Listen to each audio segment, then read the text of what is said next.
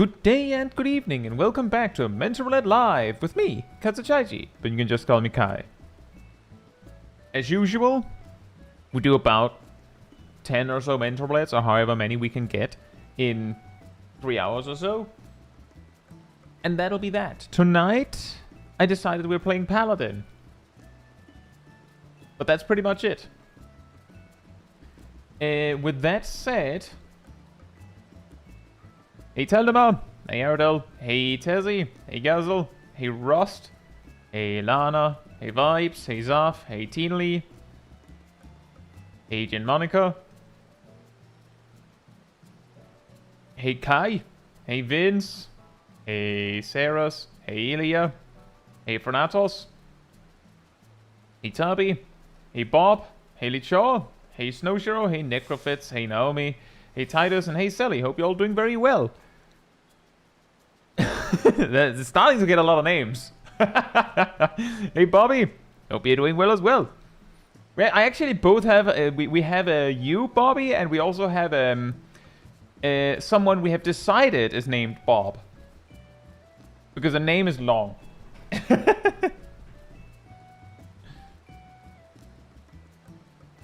I'm not reading off like a list of like anonymous people that didn't say anything. I'm perfectly aware that there are some people that prefer to just quietly enjoy a stream. I'm not gonna sit there and like call them out. That's also the reason why I don't call out anyone when they follow the channel, because that's something that I feel like people usually like. I know personally that if I know people like that, there's like a big fanfare if I follow a channel, that will actually make me be like, well, I don't know if that's what I want to do. Hey Sesh, oh hey Zam, hope you're doing well. And hey Vespi, hope you're doing well as well. Right, I have remembered to fix the names. And I actually remembered to pack my potions today. It's a classic. I queue into a dungeon.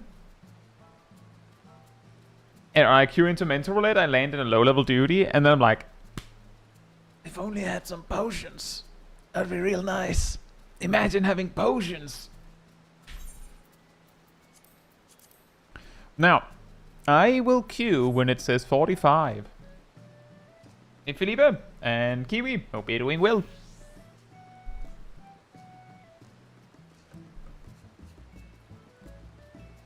Yeah, exactly, Saras, exactly. Maybe I'll do it when they're not streaming.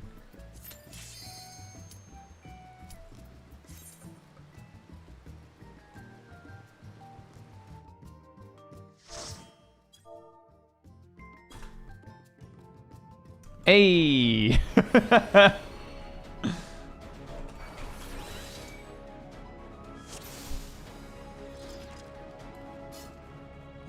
Looks like the Dragoon might know me. I'll begin by wearing you down.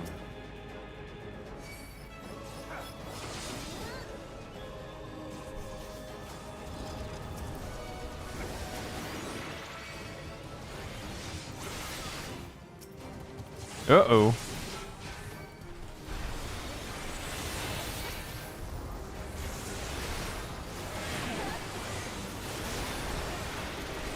I see we have some pumpers in the team. I need to give it a little more before just moving on.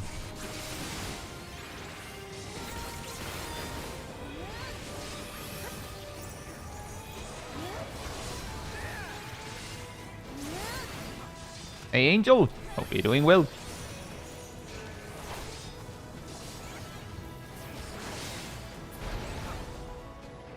And hey Regal Star. I've created new And Kit, hope you're doing well. Thank you so much, Kit. They will follow orders. I'm glad you found it helpful. Kill and survive and so forth. Here, I shall prepare the stage for battle.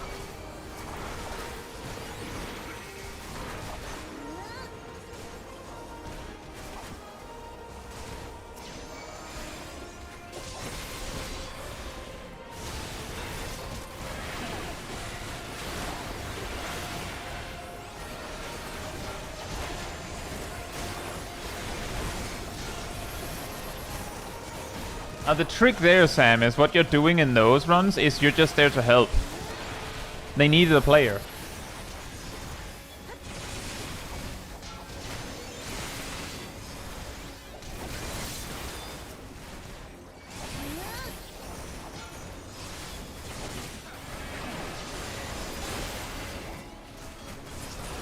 But it is a little bit funny.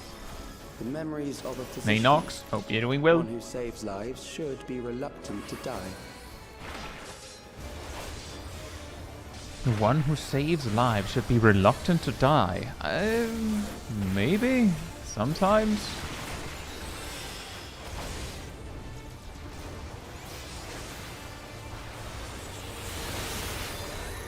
Depends on whether you got that one that'll be like, my life for ire kind of style, or if it's more like a I wanna live kind of guy.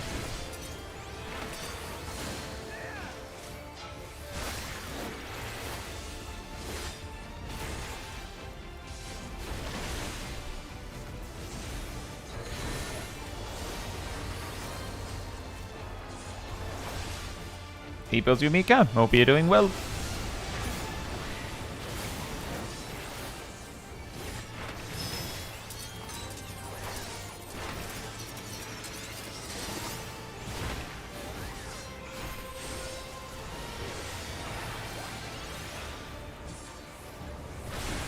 Wow, 0 damage.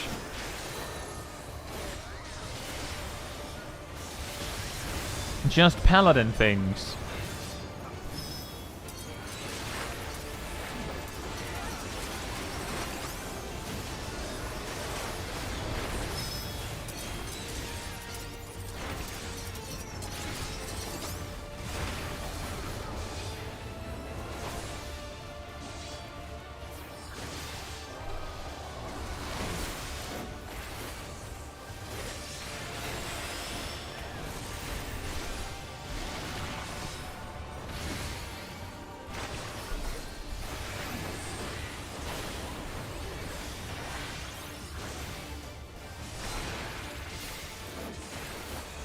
A gap closer to close the gap, not very paladin of you. Oh no, my 40 potency loss. But instead I don't have to awkwardly waddle over to melee range, losing more damage. Whoa, I actually didn't expect, I didn't expect to dodge the outer ring dot. Oh, you've overburdened the system. No matter, it served its purpose. Yugiri, hope you're doing well.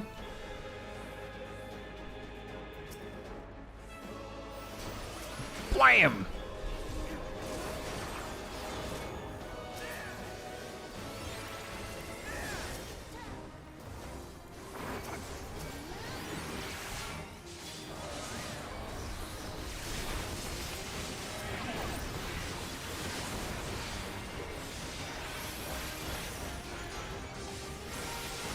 Without dexterity tanks, Squidix. You know, funny thing is, apparently in actual Realm Reborn, dexterity increased block rate.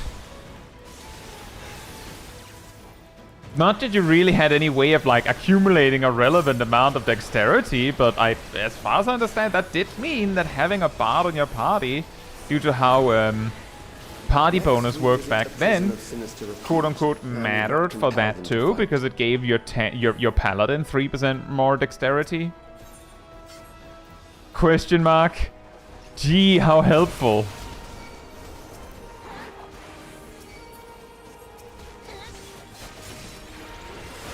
Oops.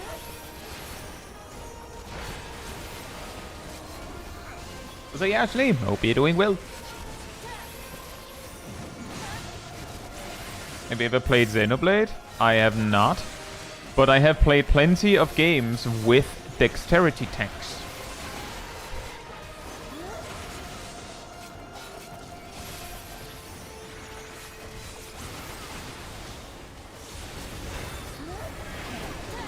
Or, you know, sometimes they're called agility tanks, but, you know, it's the same concept.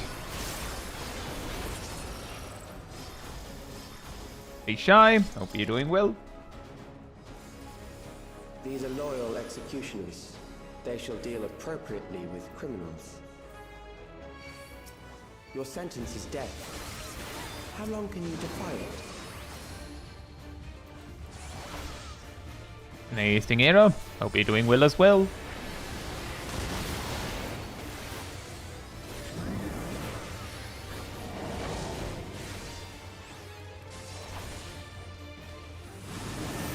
Criminals may run, but they cannot escape.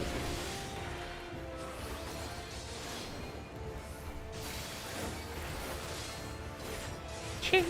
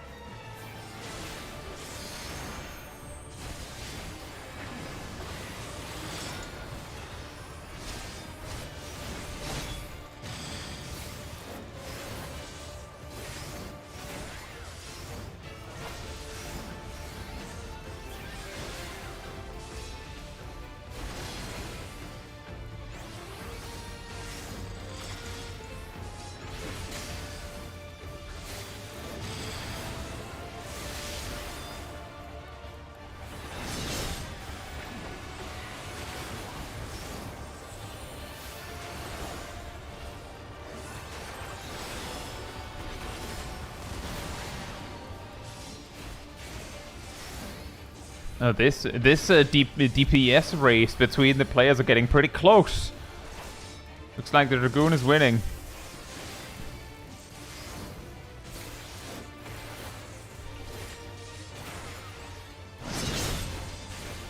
Yeah. Almost.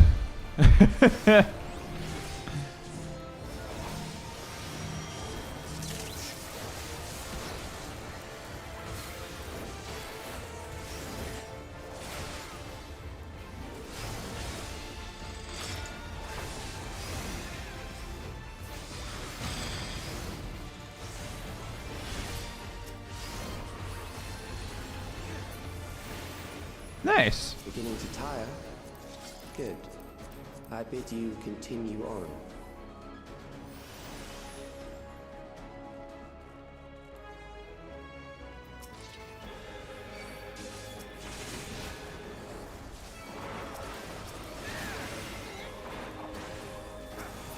No, the DPS won. But something important, Yogiri, is I believe the ads that are designated for the tank and the healer straight up have less HP. So it's not that I did as much damage as the DPS, it's just that proportionally I did like comparatively very good damage.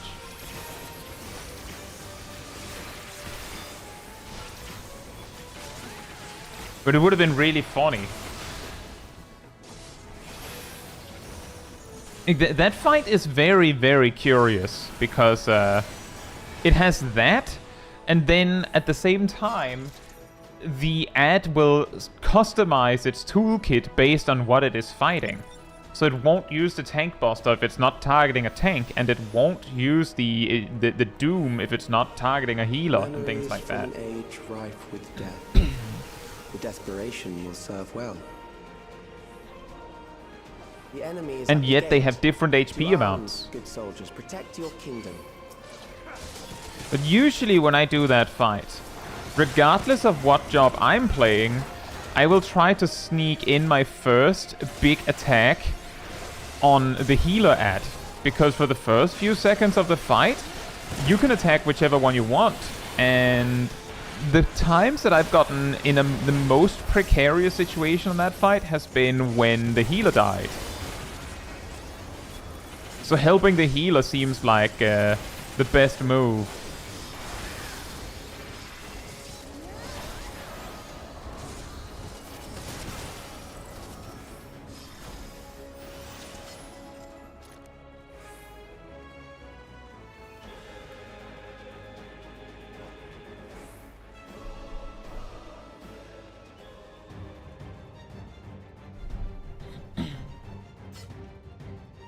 Exactly, actually. It's jobs that are more like support Amalgam of memories. reliant See like how it that fares. tend to fall way behind.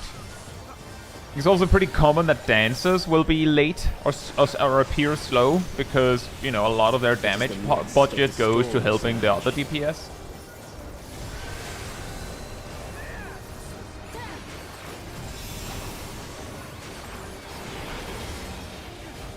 Hey boss, hope you're doing well. As someone else mentioned, logs outright demonstrate that the DPS ads have like 800,000 more HP than the non-DPS ads.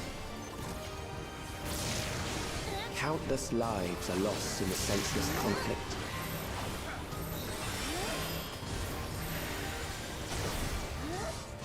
War swells in scope and intensity.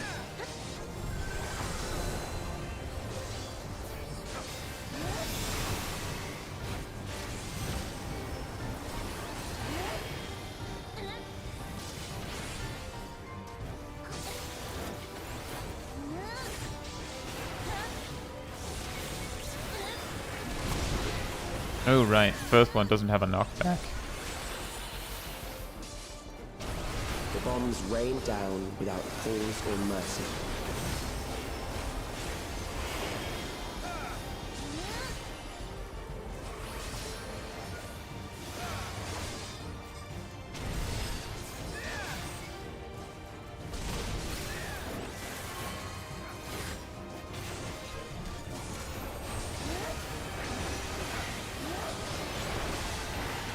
The spark of life is dimmed with every blinding flash.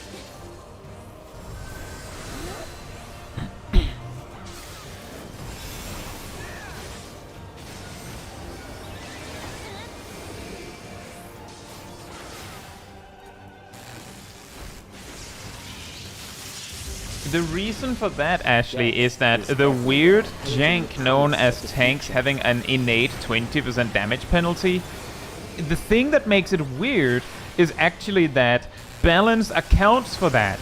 Like, the thing that makes it really silly is that if they had just not had that 20% damage penalty and that just made all the potencies 20% smaller, then tanks would have been still fine. They would have done the same damage as they do now. That's why it's so silly. They could have just made the tank potencies more accurate. They just don't.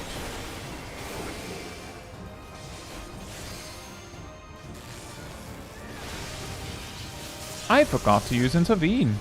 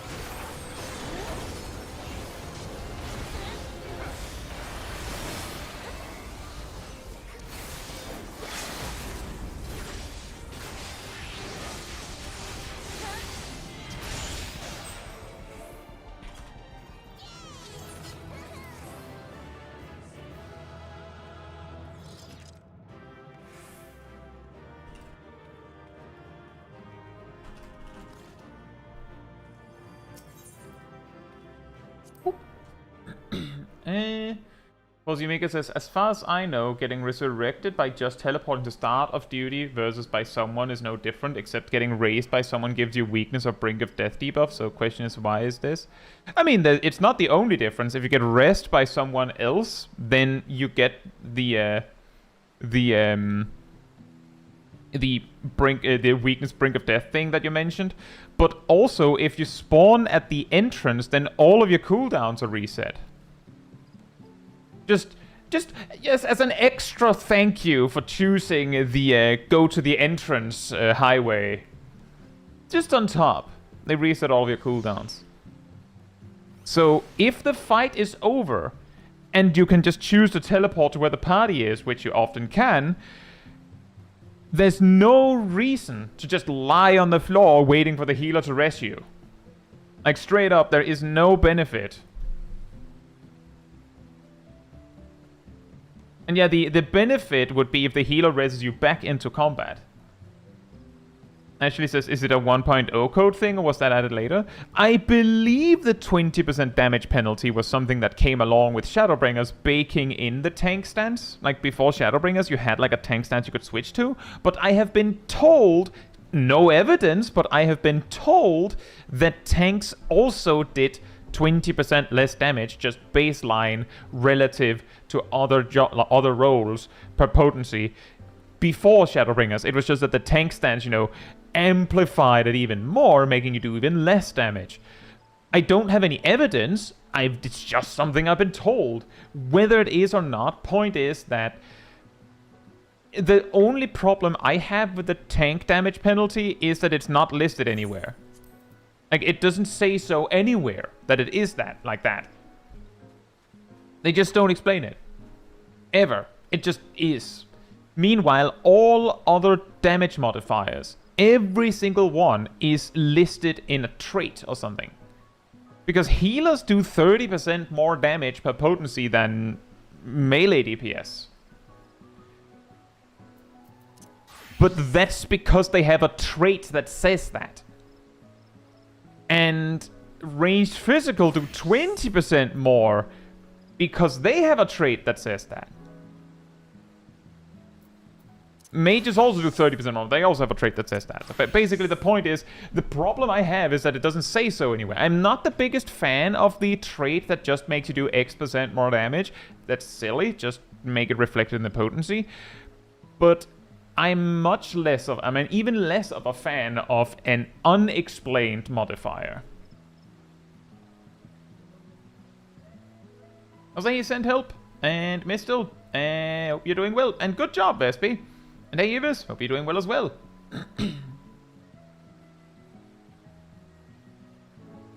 Oh yeah, the Gunbreaker icon is really funny.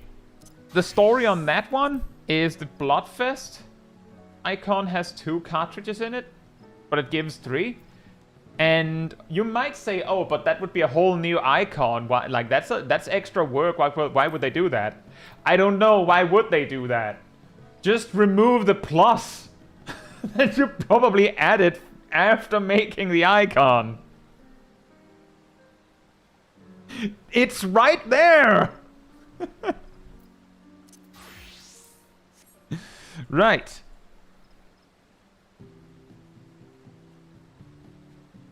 I will queue when it says 48.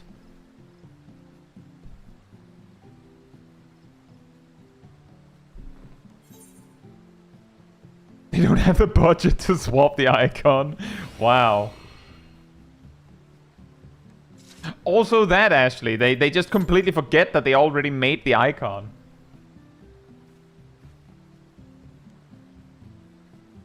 A lot of the icons actually make really good sense. For instance, the Expiation icon, your character makes that exact pose during the attack. They make that pose during the attack. They make that pose. Like, actually, a lot of the newer actions have essentially generic character doing a pose from the action. So that's pretty... Like, actually, this looks really... Like, the character pose in Guardian looks kind of lame, but that's actually what you look like when you use it. You actually just do, like, a little whoop, and that's it.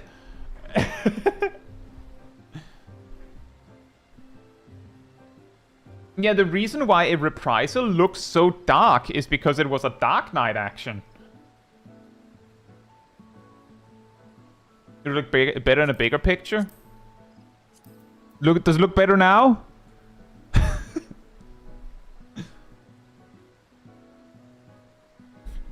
Reprisal used to be a GCD that did damage that could only be used after you parried an attack. What it did was, of course it did some damage, and it reduced the damage output of the target for a while. But it was single target.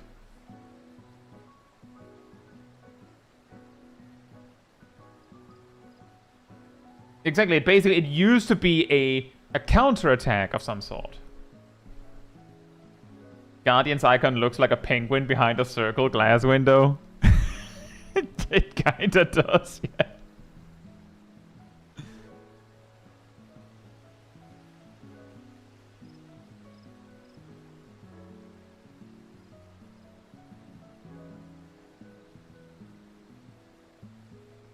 Next thing you'll tell me Rampart is an old paladin action? Actually, yes. I believe if you see old mobs in like from A Realm Reborn areas and such, sometimes you'll see like a gladiator enemy use Rampart and their Rampart looks different. I believe that either was the icon from 1.0 or it was like changed early in 2.0. But yeah, Rampart was a paladin action.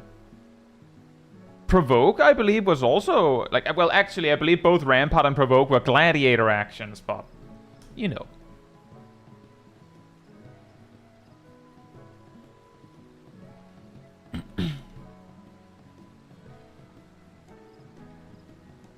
Part of just sword, part of sword, tip of sword. Yeah, the very generic attacks or generic icons.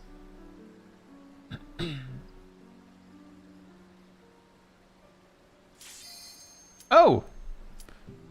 Now we can play the game again. Is it a guild test?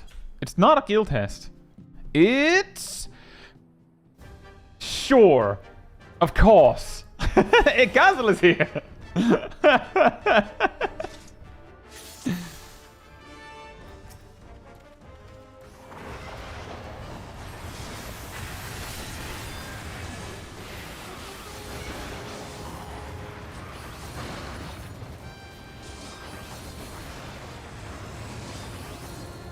Oh. I was thinking it's gonna shoot in front of it. Hey, Bocage, hope you're doing well. Yeah. March. Uh-oh. Yeah. Ow.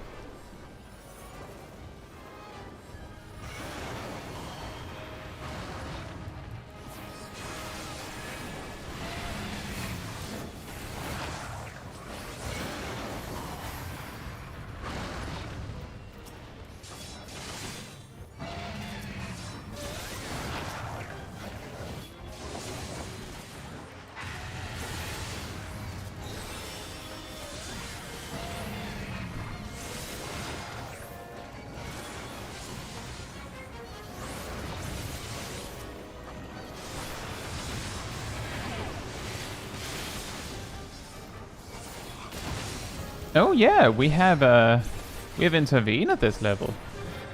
Oh yeah.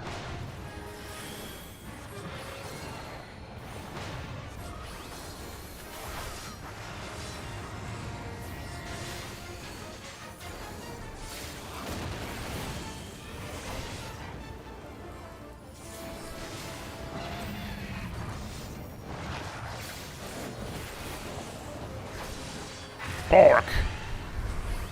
Woof.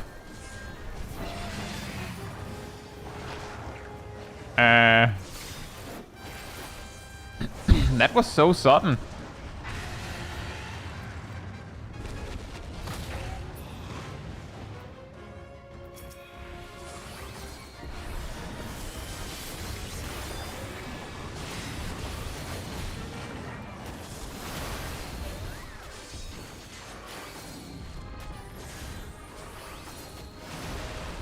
Oh boy.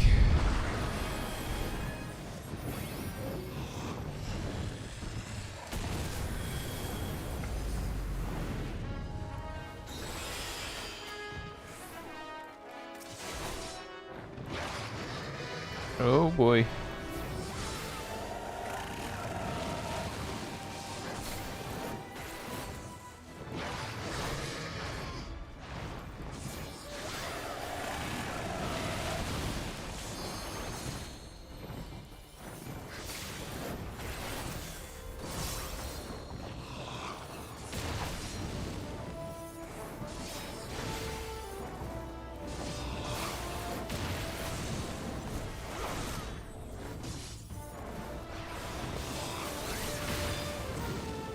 It's a little spooky health amounts.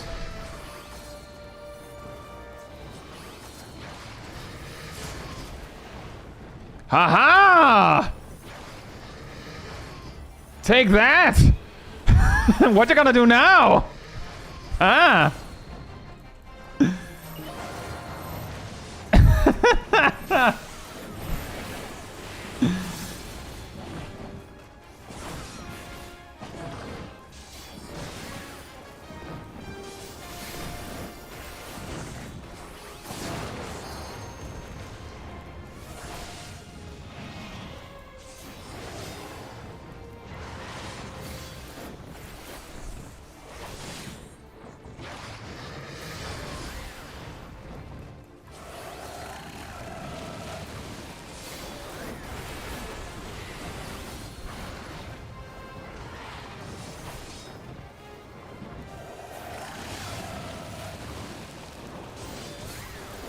Uh-oh.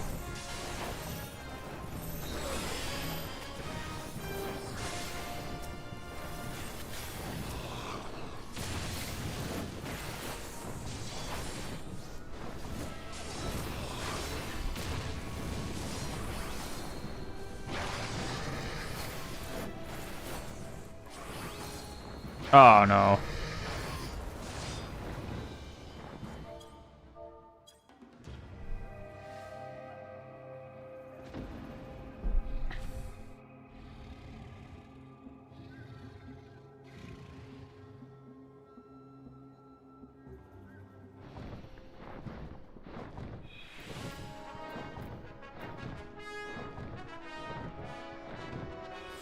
Digimon says, how many lives do you get in this duty?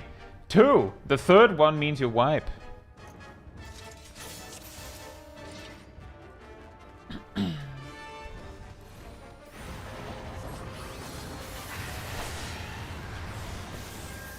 Here's Metricon. Hope you're doing well.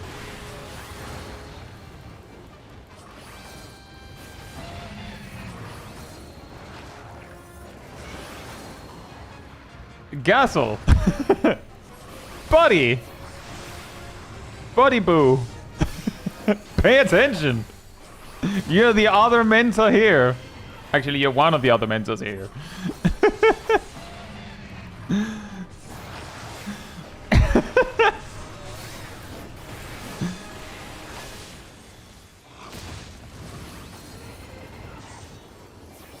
It's probably a late. Yeah, it is true. It's probably harder for Guzzle with the latency.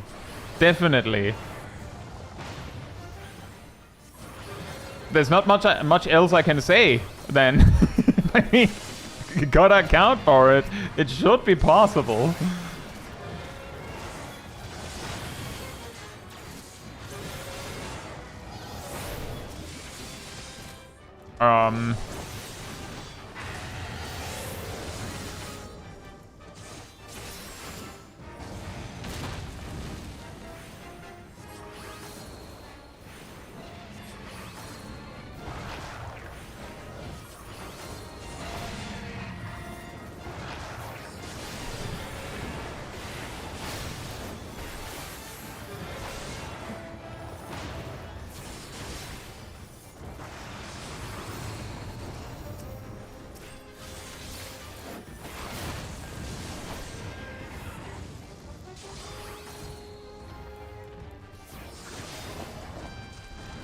It's a really rough start, because this means we have to be perfect in the second phase.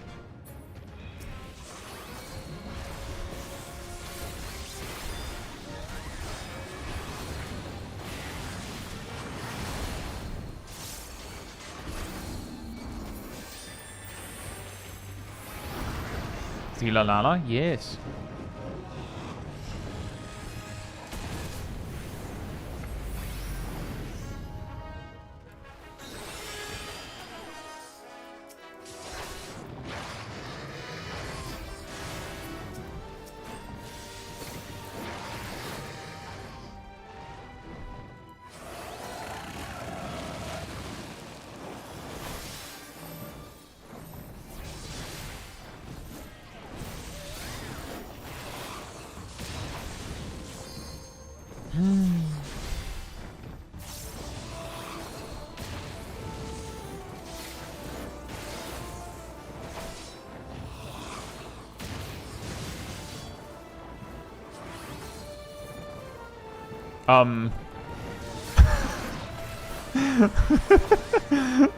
The casual slow fly over to the healer.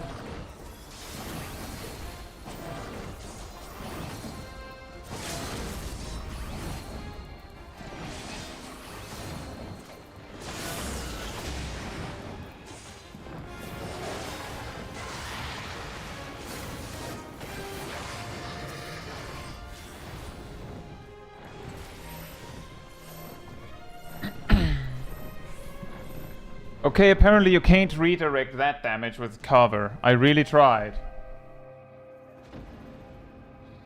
Hey, Agotosaka. Hope you're doing well.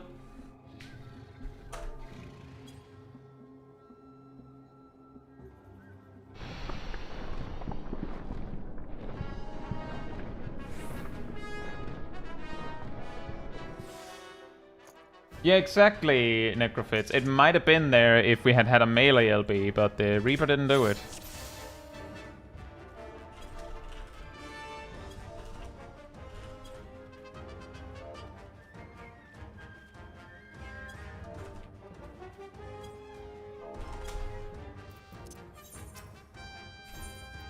I know Gazel did it because there was no response from the Reaper.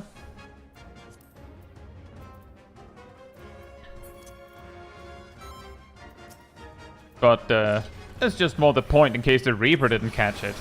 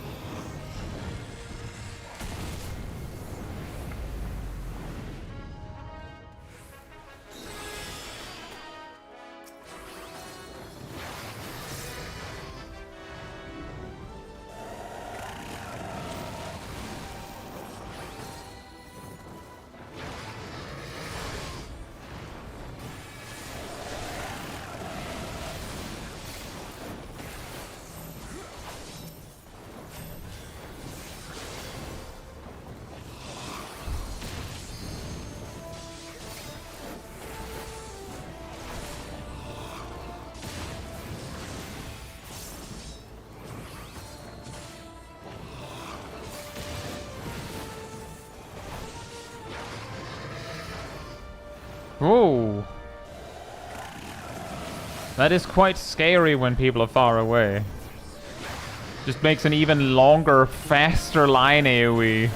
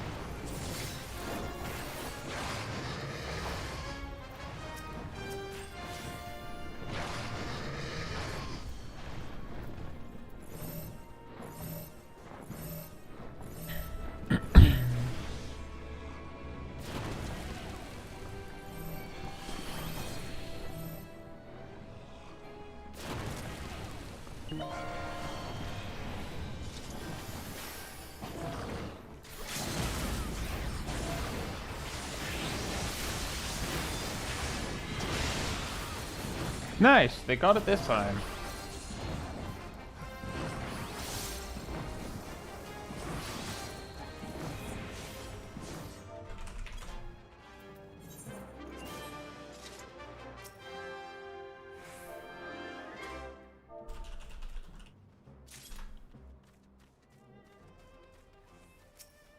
It looks like Rathalos got Gazel specifically twice in this session with the shove into fire patch.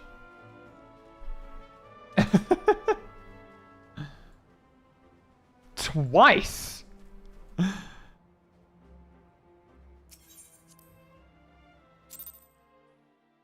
know, the craziest thing is that that was just about 18 minutes. Meaning that it was only slightly longer than Mesoterminal.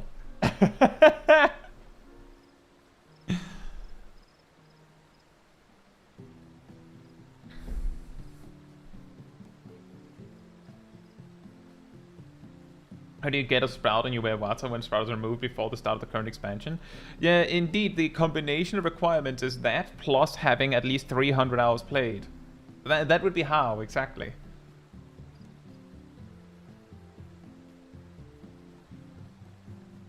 I just watched a video when this boss did a combo. Yeah, apparently Rathalos has learned some new tricks.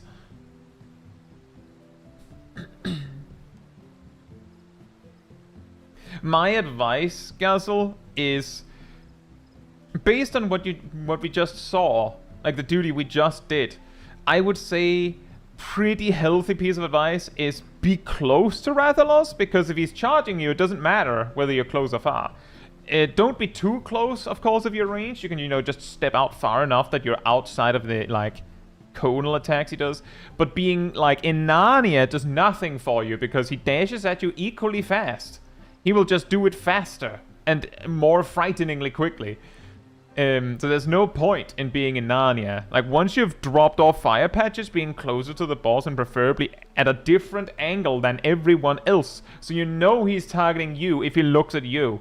That, like, actually, if you watch it back, you'll see that later in the fight, I regularly was, like, circling Rathalos to stand somewhere no one else was relative to Rathalos, so that if he looked at me, I knew he was targeting me. Very helpful. I was like, Padya, hope you're doing well. I will queue when it says 36. And hey, Cage fan, hope you're doing well. I'm glad to hear that. Thank you. Welcome to the game.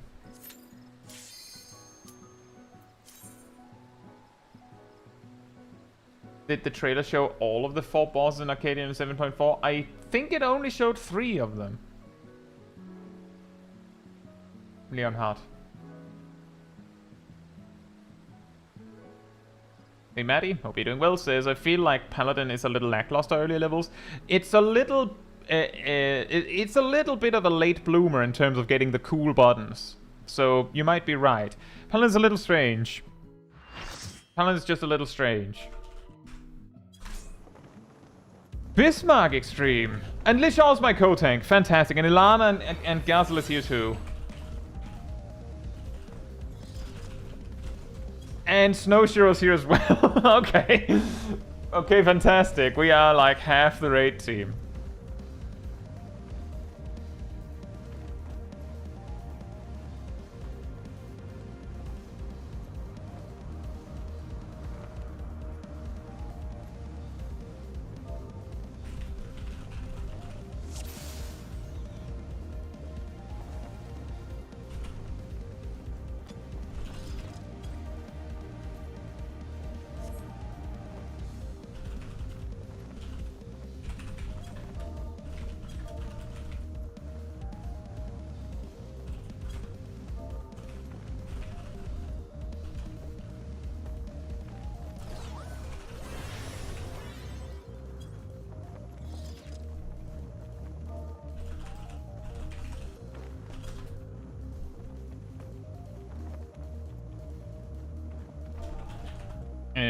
Shaw, do you remember this one?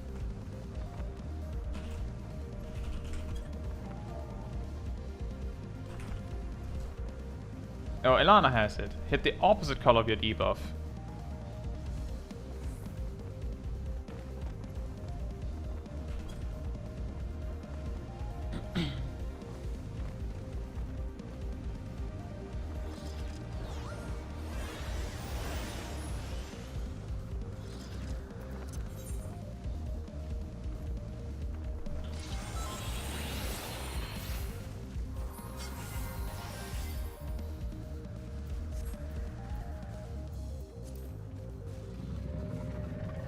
Boink.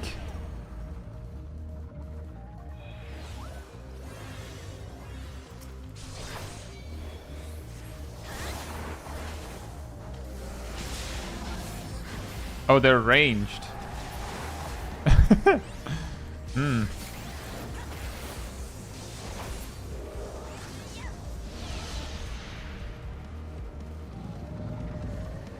Boink.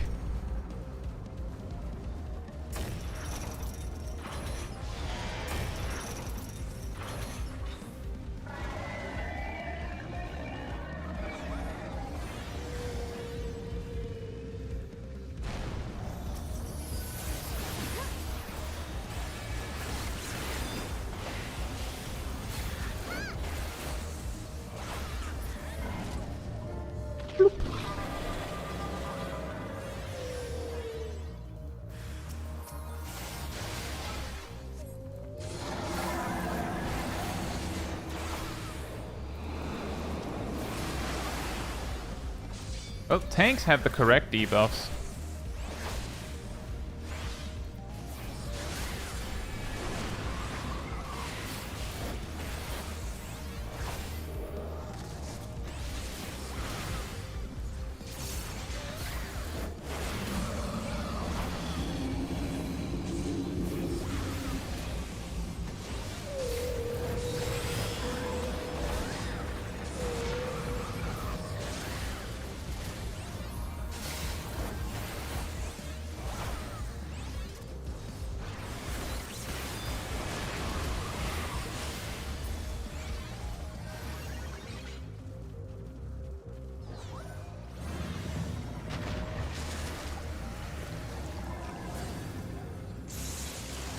Barf.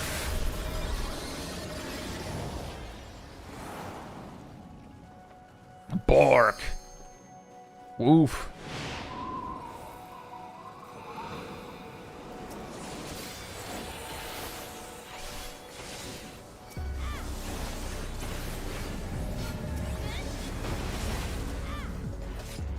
Uh-oh.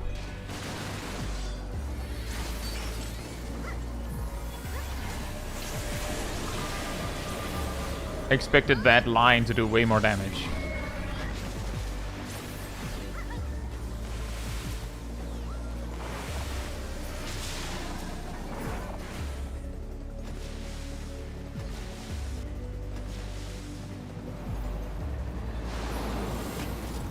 Whee!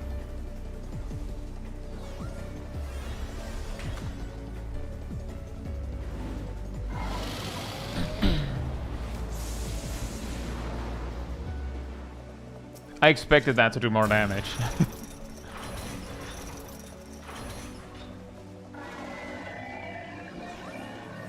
Oh my god! Yeah, I had a feeling that was gonna happen. Oh no.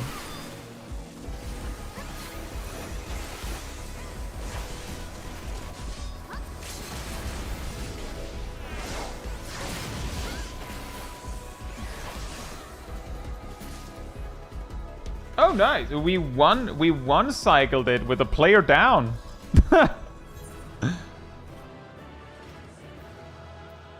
Well, there you go.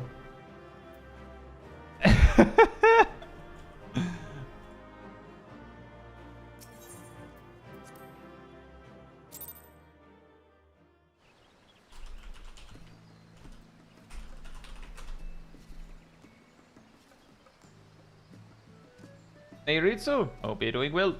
And Feb, and Sackboy. It was actually impressive that they were standing on air.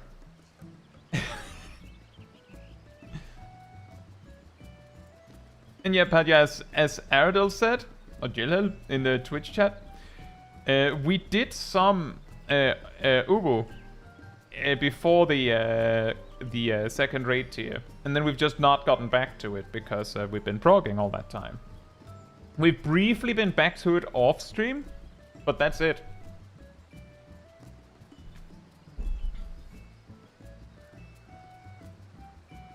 I was also, when I saw the Dragoon drop, I expected a 2 cycle at least.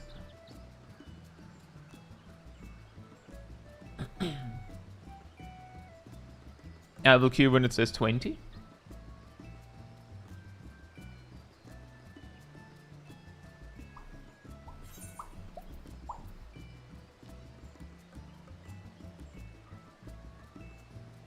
Easiest extreme? I think the easiest extreme is probably not Bismarck.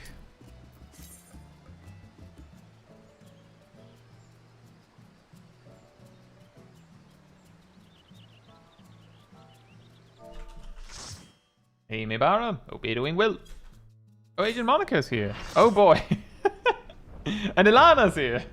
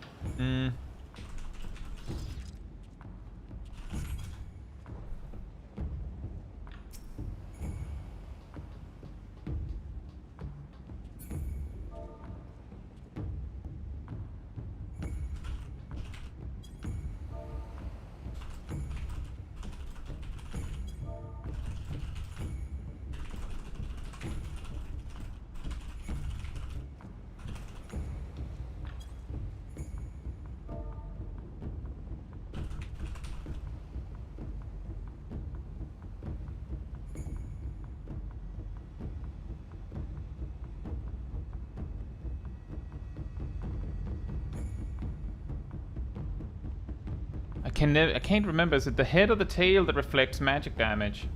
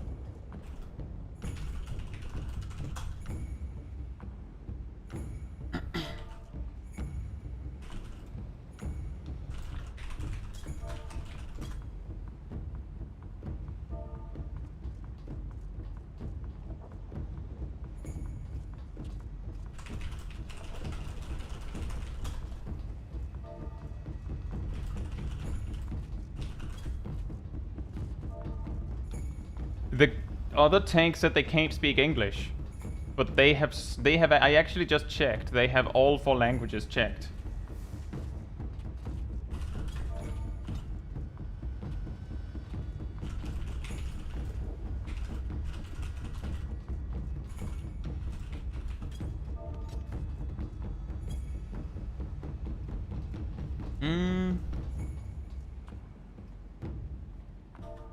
I think those are the important things.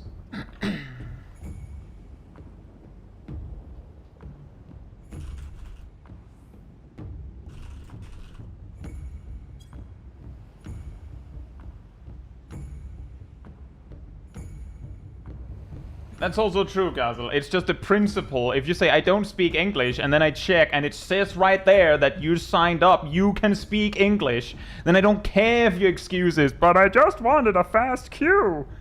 Nah, now you speak English. Now you learn English.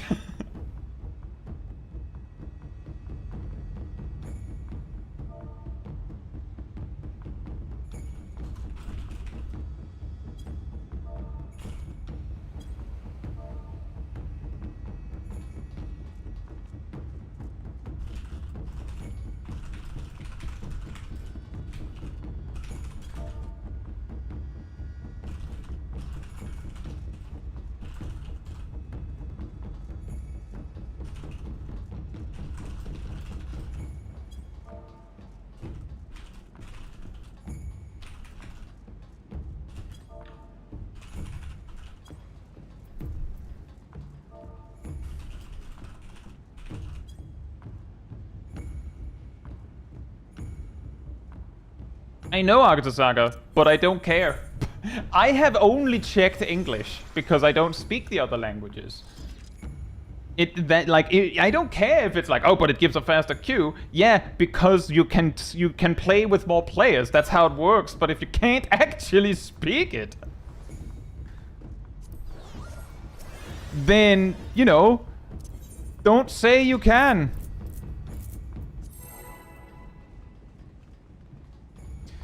And I'm willing to take. I'm talking to through Google Translate. That's acceptable to me, but you don't get to say I can't. No, you just said you can. You just said that you're willing to put up with it. You said you're willing to figure it out.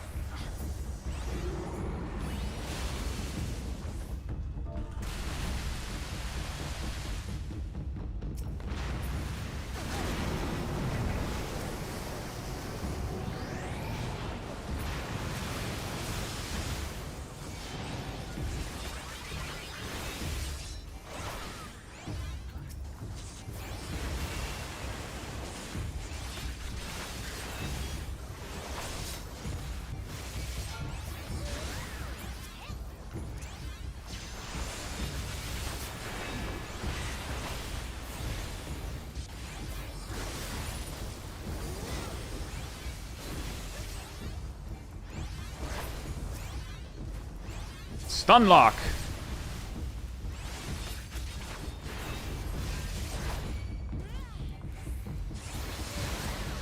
Yeah, also if you're not expecting to be able to understand anything, then another way you can go about it is make sure you read it, like you learn the fight before you queue. Then it's going to be less of a problem.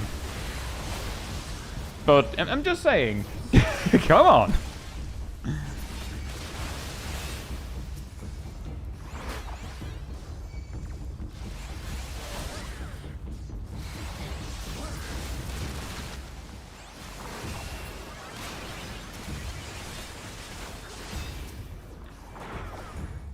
What killed the other tank?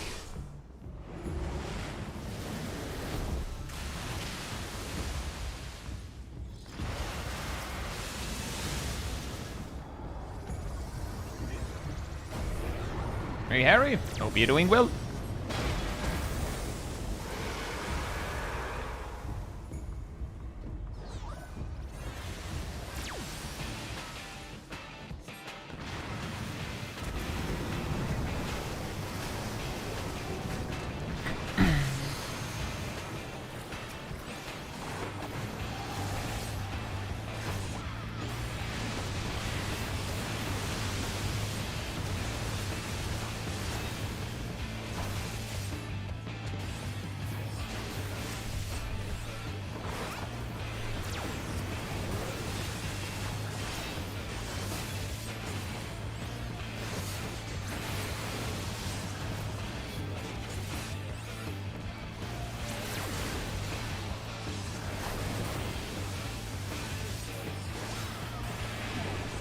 I think our co-tank forgot the part where I said you have to also help with the ads.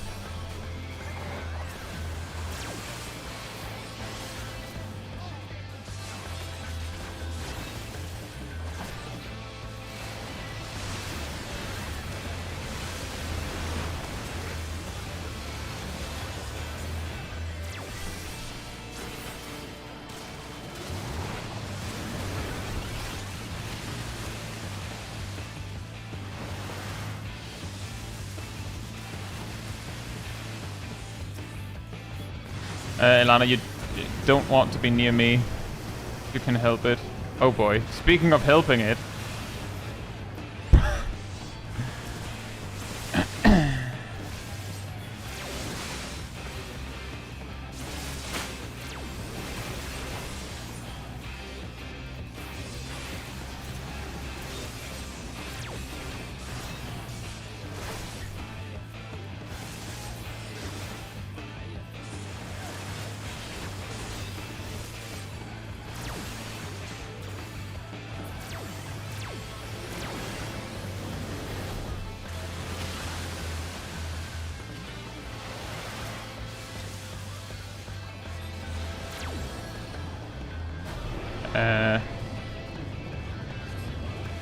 I had a feeling.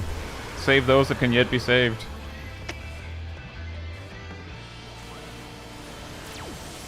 The wave tooth is coming up.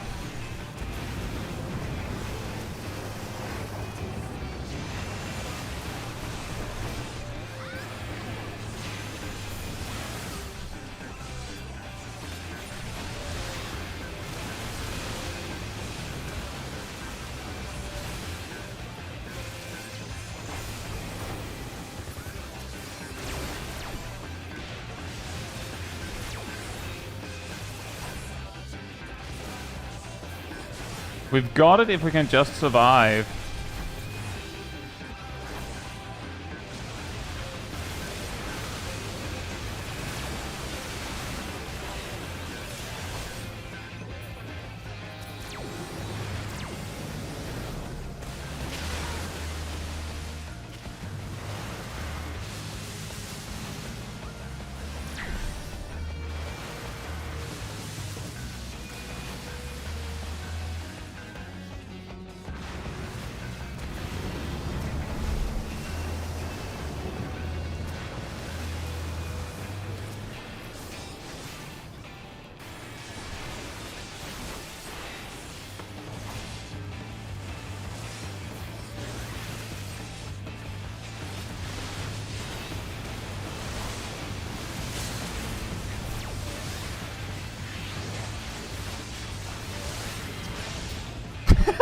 The only players remaining alive.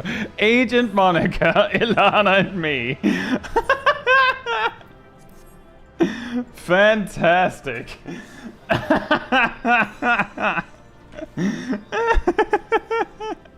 And everything dropped, as you can see.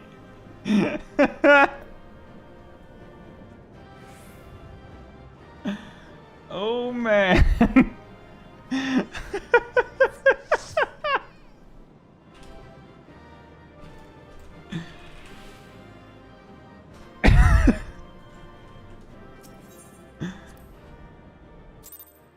Oh, that's fantastic, Ilana, especially. And that's how it's done. That easy, guys.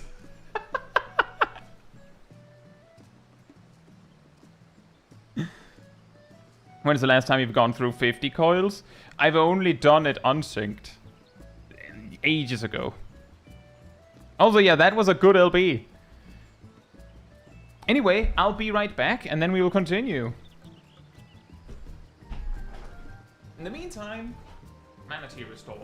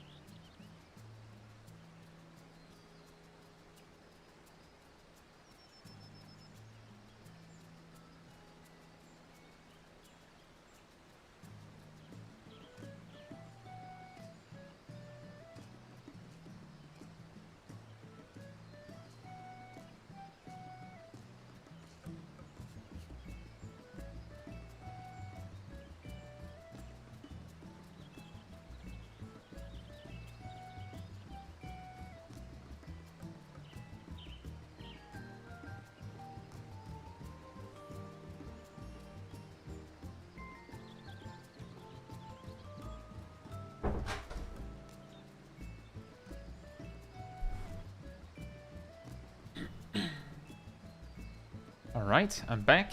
I just wanted to highlight another thing that I specifically used, that is a paladin thing, is that the wave tooth, the guy with the staff, is, I believe he is immune to stuns once he starts casting. So if you wait until he starts casting, then you can't stop him. So each time a wave tooth came up, I used low blow to stun him for 5 seconds. Not the optimal order, I know.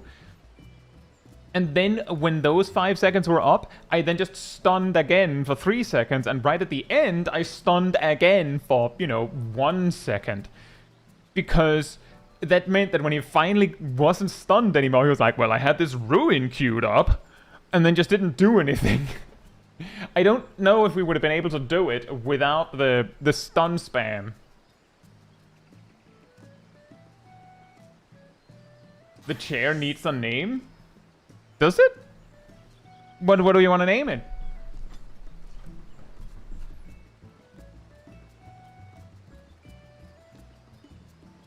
Is he he's really like... Yeah, he is really like the turtle.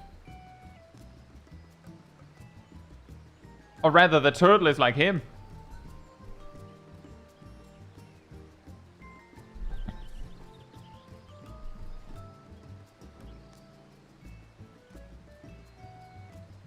Chair Barn, savage.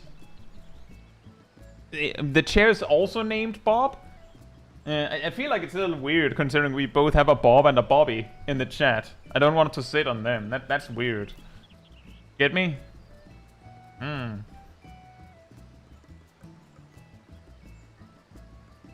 Thought we stunned them during Extreme Countdown. I don't know, Rost. What I do know is that the Wave Tooth Sahagin... I believe we had a Dark Knight for the 3-man clear. When we had 2 Sages and a tank. Pretty sure it was a Dark Knight. And the way that we overcame the Wave Tooth Sahagin there had nothing to do with stuns. Citril's fall. Urian chair. Jared. The way we dealt with it there is... So the spells that the Wave Tooth Sahagin has that makes it so scary. I was like, Pokemon! Make a Pokemon. I'll be doing well. Thank you. It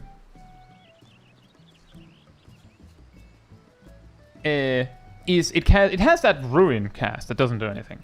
It can also put down a circle that fears anyone that steps into it. What often happens is that you'll, like, run into it by accident, and then you'll run in a random direction, and either you'll run off the arena, or you run into the circle again, thereby starting it over, and then you just keep running around until you die. Like, most of the time, you're dead if you step in it. The other ability it has is... straight up just in a party-wide version of the effect that the circle applies. So if you try to ignore it and just dodge the circle, then it'll just be like, okay, now you all are feared.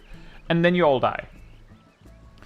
But apparently the application of the fear either does 1 damage, small amount of damage, or 0 damage, and the damage has to connect for you to get feared, because we discovered in Extreme Countdown that if you have an active barrier when that fear is applied, then nothing happens. So we beat the Wave Tooth Sahagin not by stun locking it, but by just going, go on, try, and then just spammed barriers to make sure we had one. Yeah, exactly, Harry. And we just had 2 Sages spamming E-Prog to make sure that it was up. I will queue when it says 05.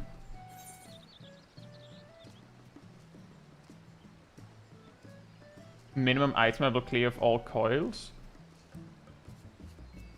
That's not really... I don't really do very much minimum item level stuff, so...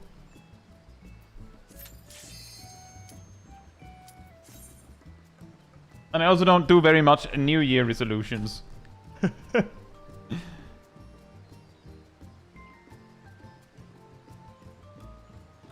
Is the only requirement to unlock guild tests just to have done the previous one? I believe so, Taldemar. do we go next? Oh boy!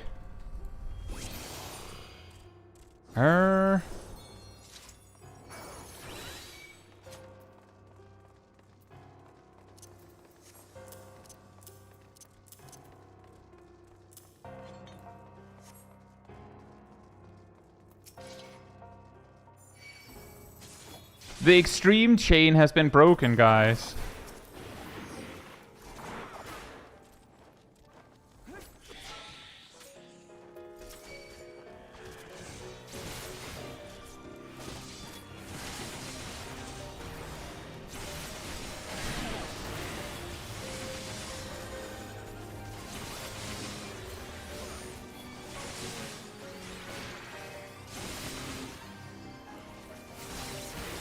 Ah, shucks. Back to normal queues. Hey, cat. Hope you're doing well.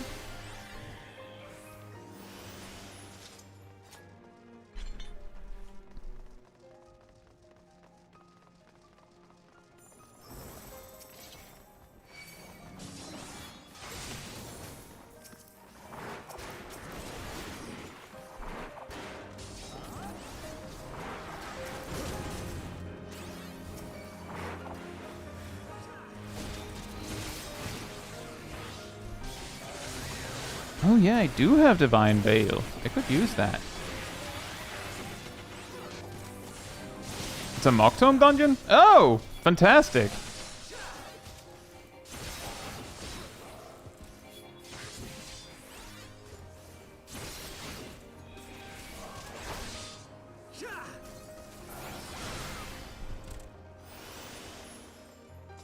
Hey Poppy, hope you're doing well.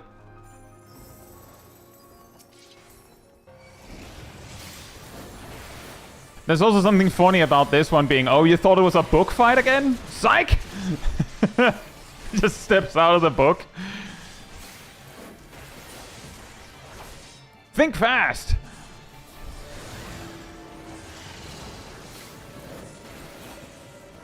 I should have gone over to the other side where everyone else is. Let me just do this. There we go. And we're at least on the same side, kind of. Don't believe it has a frontal cleave or anything.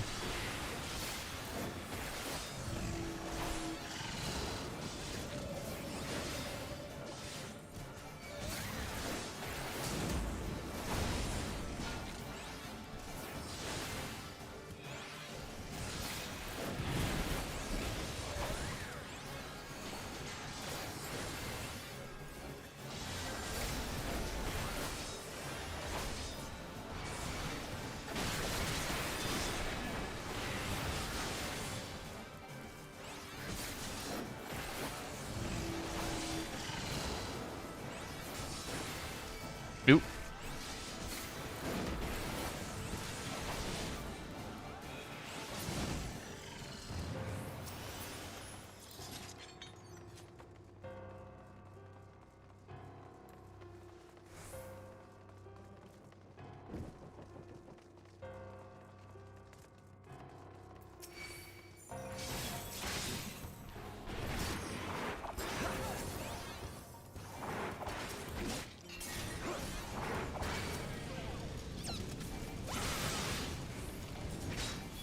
Will they come out of the fire? Yes, they will. Fantastic. That makes things a little nicer.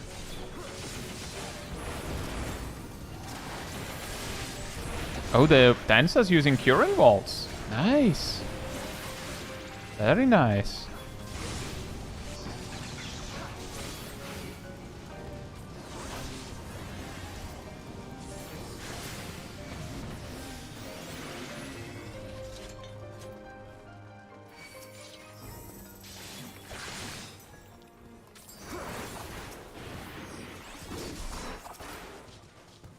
Oh.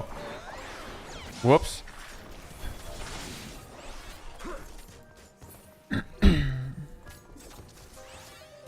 Good thing I really enmitied it up, because these mobs are going to be with us for a while.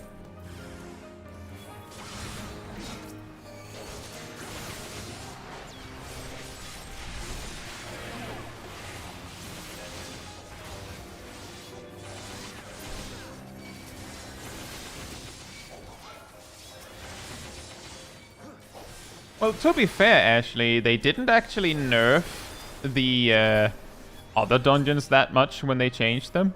So let's see what happens. Let's not take the grief ahead of time. It might be fine.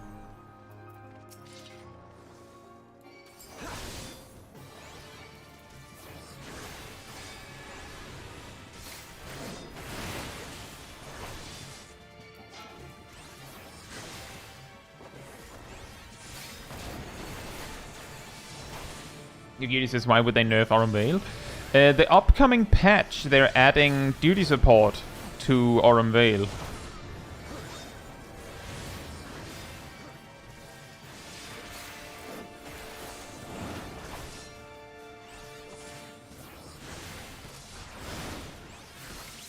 Now, why that would mean that it's getting nerfed is complicated, because some people exaggerate what the duty support changes to the previous dungeons have done.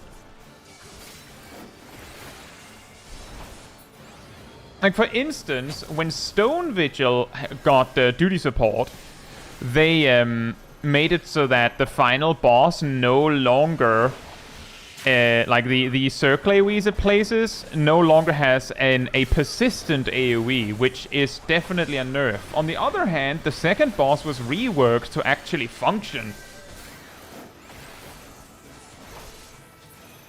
So, it's not all bad. It is very... I could imagine that maybe they'll rework the first boss in Aurum Vale, and they might change the last boss a bit. We have seen images. The final boss room in Aurum Vale no longer has the yellow goop in it. Like, they've specifically, in the image, it's gone. It might be like, not actually gone, it's just weird picture, but in the picture, it's gone. So they might have removed that. Which makes sense, because I could imagine the duty support NPCs would have a hard time dodging those, because I don't think they can jump. Not that jumping works, but they wouldn't, you know, run from safety to safety, or like maneuver around them very smartly, probably. So, well, you know.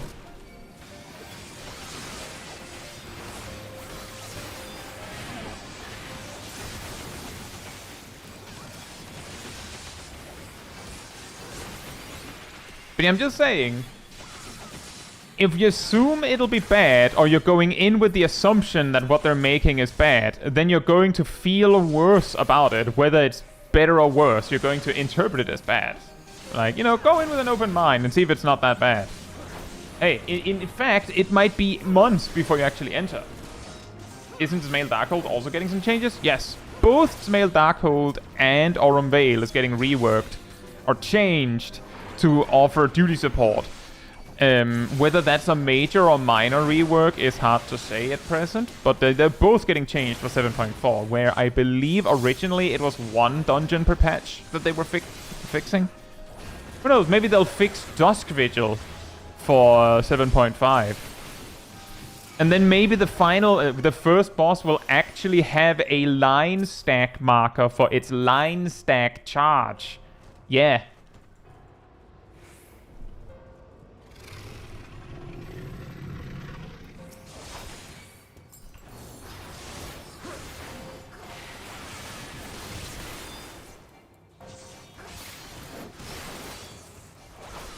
I'm just saying, it's not all bad. They might actually make it more intuitive. They might even make it more fun. They might also not. But it doesn't take that much with those old bosses to change it. And if you're more focused on they changed it, my nostalgia, then it doesn't matter what they do. Nothing they can do will be fine.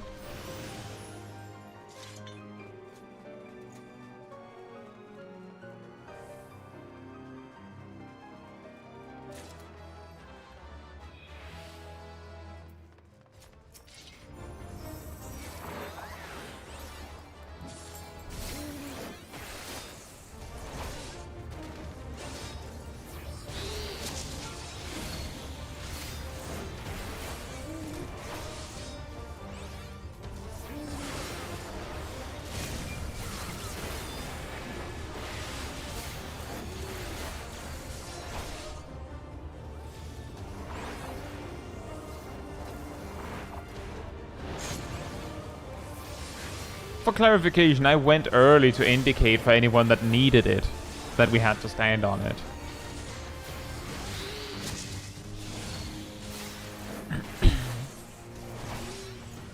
I know you don't have to go that early.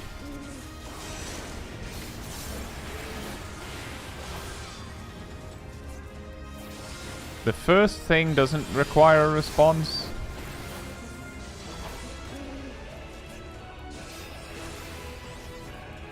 The second thing requires this response.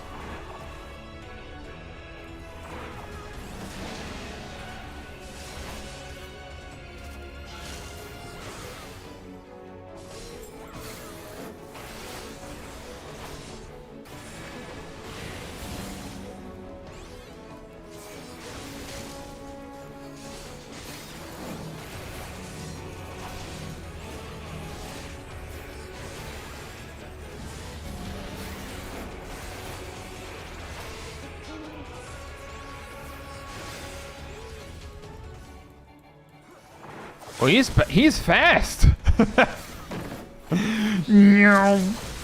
he was out running.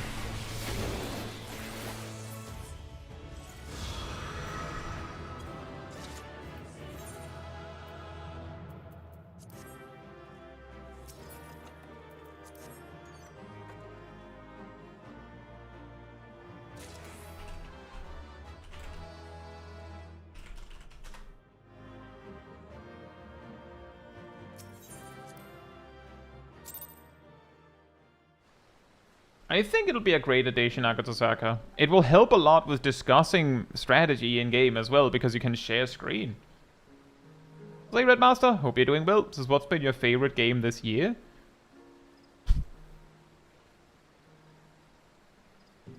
I don't play that many different games.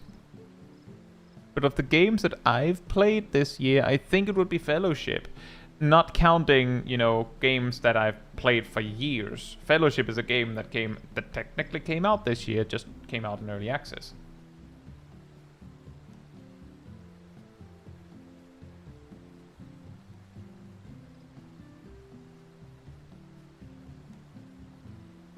Let's see. I will queue when it says 38.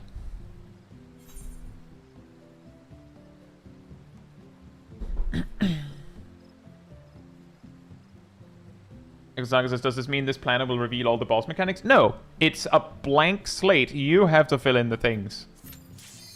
It's not like, oh, here's the mechanic, now you figure out where you want to stand. It's, here's a blank slate, and then you put in the mechanic, and then what to do about it.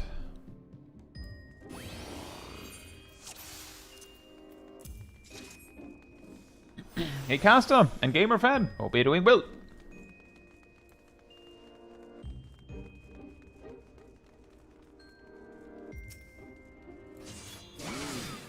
Lost City of Amdapor. Did I miss one? I think I did. Yes, I did.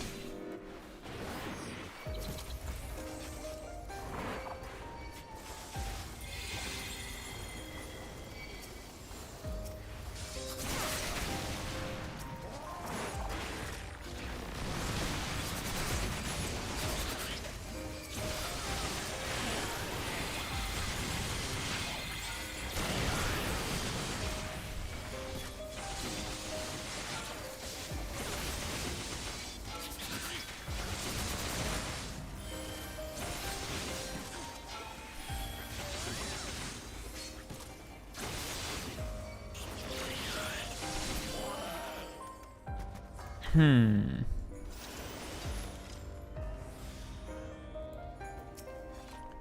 may have to pull a little smaller now. Oh well. Can't pull very big, so kind of solves itself, I guess.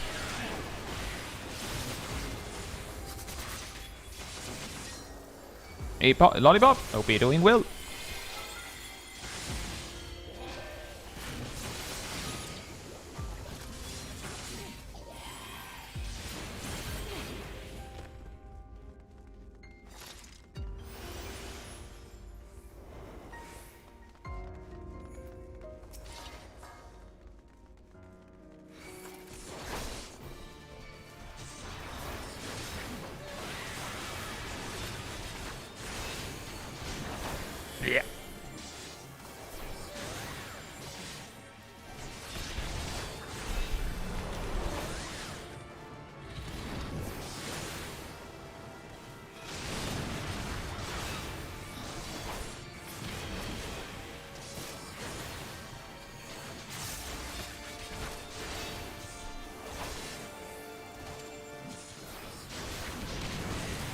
Regal Star says, I did the doors in Diablos for the first time yesterday. You know what's really funny is that, like, when I made my hardest dungeon bosses video, some people said that that boss should have been on the list. The reason why it isn't on the list is because due to power creep, your average party can just survive tanking the mechanic that those doors are meant to dodge. So, by current standards, it's not that hard, because the mechanic that makes it hard can just be ignored. Can! It doesn't mean should, but can!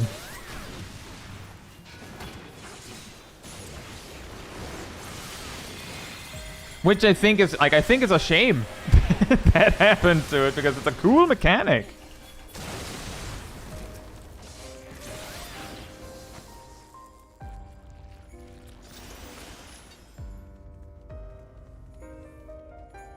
Thank you, Ardell.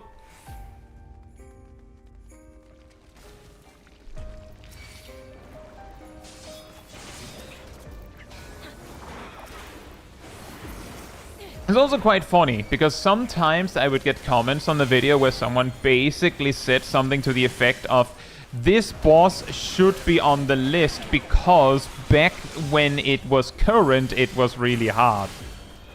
Which I thought was kind of funny. Like, I get what they were going for, but it was a little bit funny. Like, I mean, if it was like a historical video, then yeah.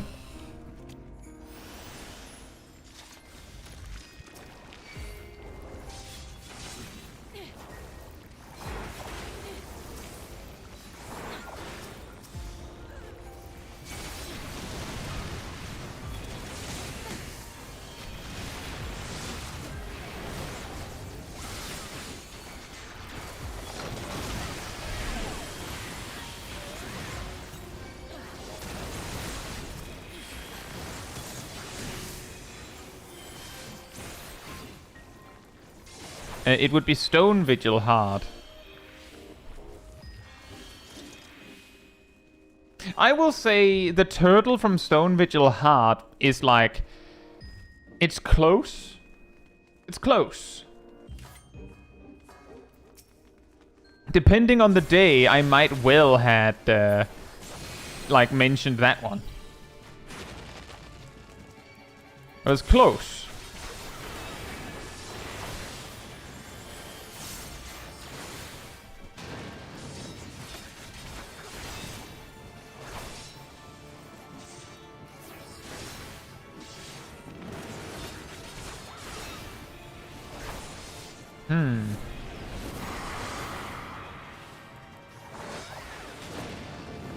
What a goopy guy.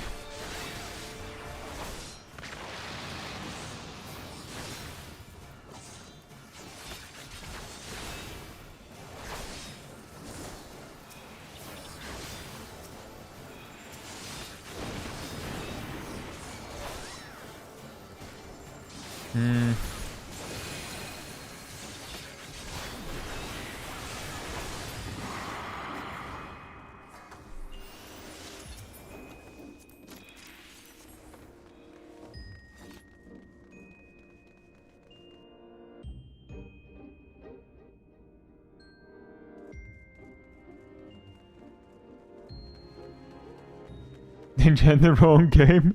And that's the problem with that boss, is if you're not paying attention, you end up getting that weird debuff, and then you become the boss's squeaky toy until you don't have it anymore, until someone else gets it too, and has it of like a higher priority or something.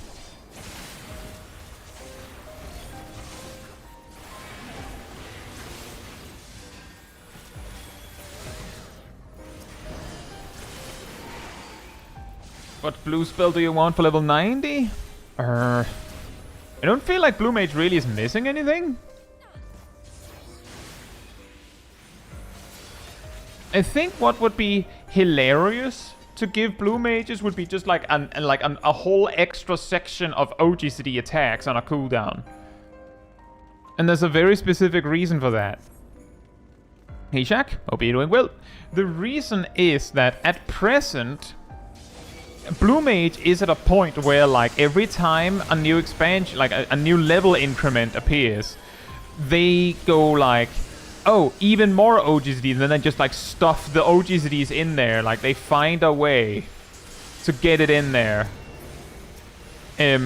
But if they suddenly had 24 OGZDs to put in there, then they wouldn't actually have space for all of them and also things they need. So it would very quickly lead to a situation where you actually have to choose. How many OGZDs do you actually want? How many can you manage?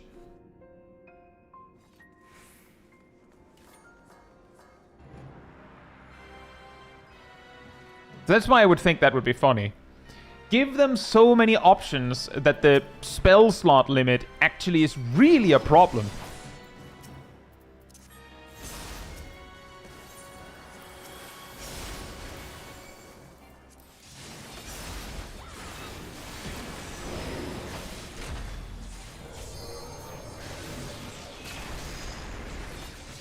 Just pick up the ground and rotate it 90 degrees. No, that's a good idea. We should have that.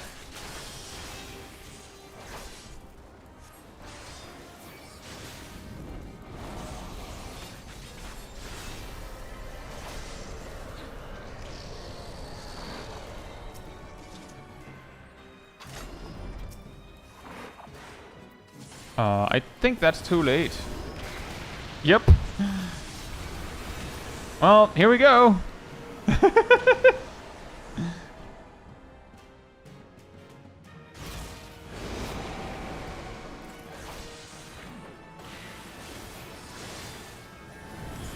I only marked one set, because usually that's all you need.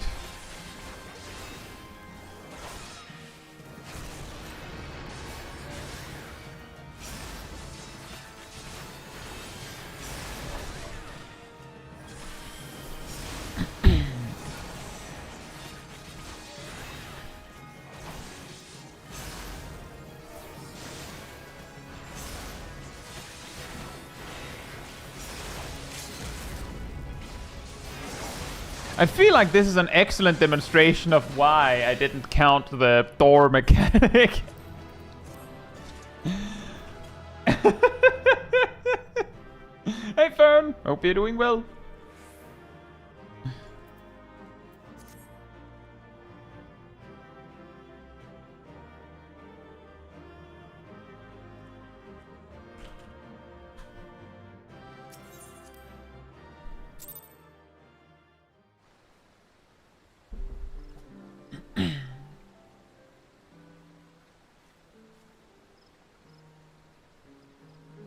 But that is the main thing I would say for Blue Mage. I mean, they could do other things. Do they have any OGZD healing spells? I'm sorry, any healing abilities, I guess? I don't think they have an OGZD taunt yet.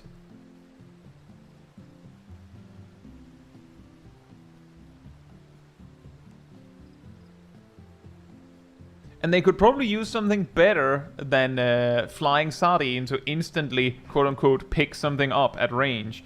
So they could get something like a different kind of fish that they could throw that just does no damage, but just has increased enmity. And maybe an OGC heal or two. And then I would like them to add like 12 more OGZD attacks, because then you'd suddenly hit the break point where you can't choose them all. That's true, you could use your OGZD attacks as tank to pick things up. That's true. I will queue at 55.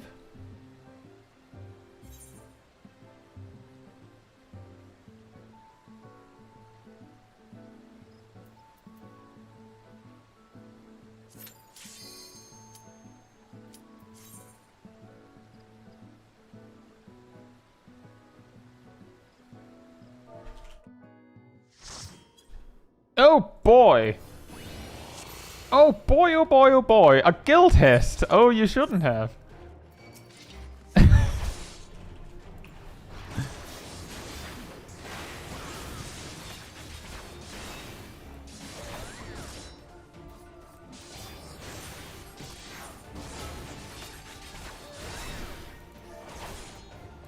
the black mage knows me. Hey.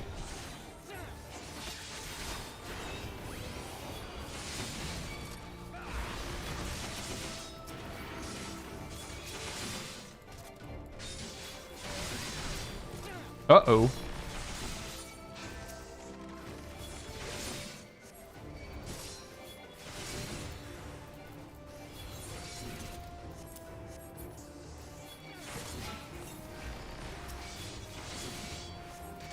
I think the healer didn't want to do this.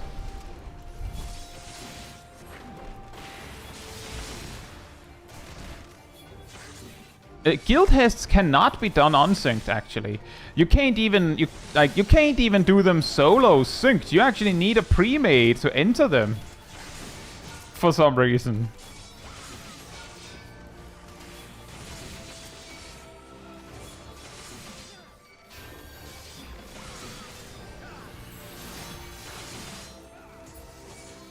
Oh, the healer returned!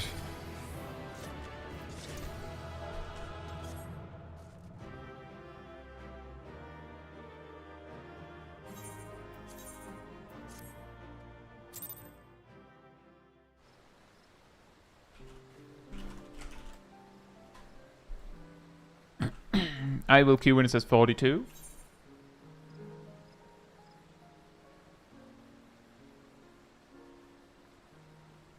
Yeah, Solemn Trinity is quite something when it appears.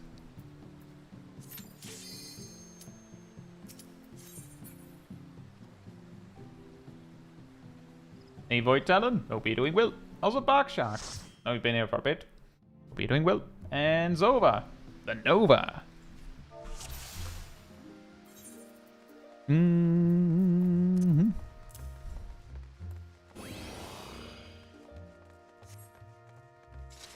Getting some of the weird dungeons tonight.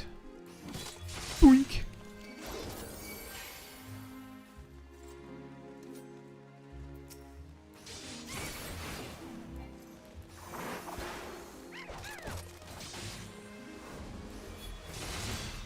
Ah.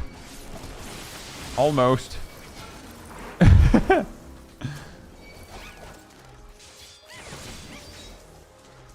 I'm just guiding a meat cleaver through this dungeon. Did you see how we stopped for a moment and then everything died?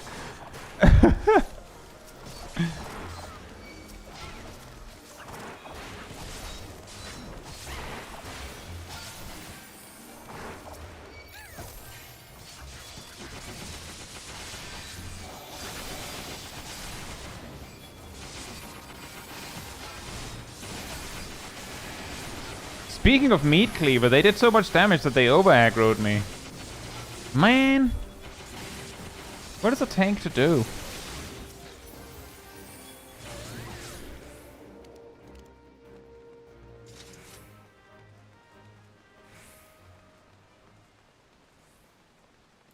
Yeah, indeed, Mizzle. They're just 2v1ing a single ton barrier, and then random paladins just comes and just leaves.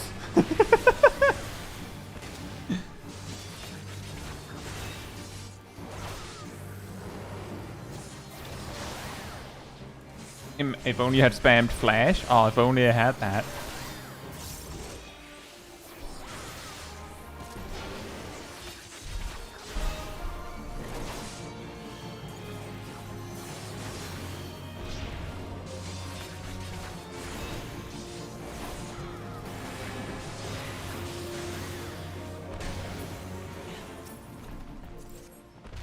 Mercenaries mitts.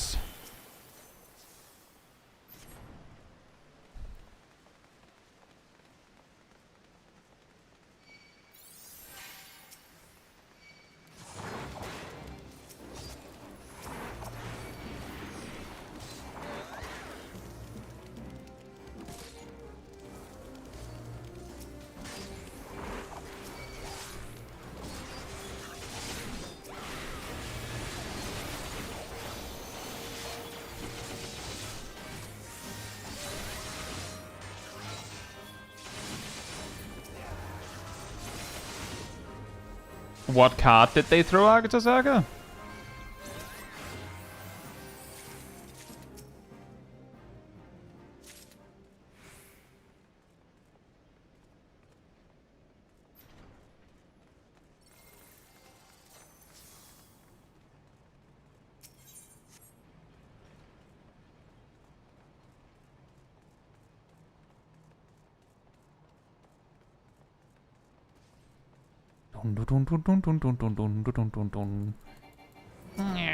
Hi guys.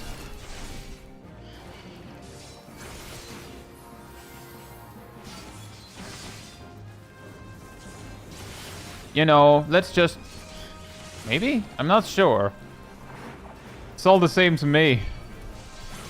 We just have to fight them off at a safe spot where we're not getting stabbed by Big Steve over here.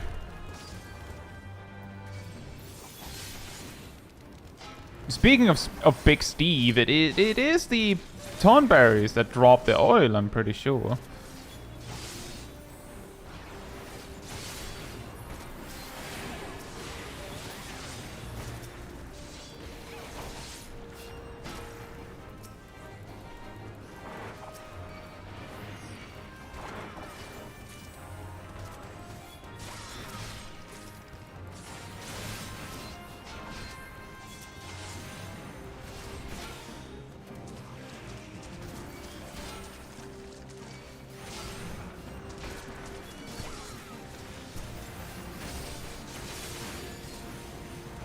Oh, man.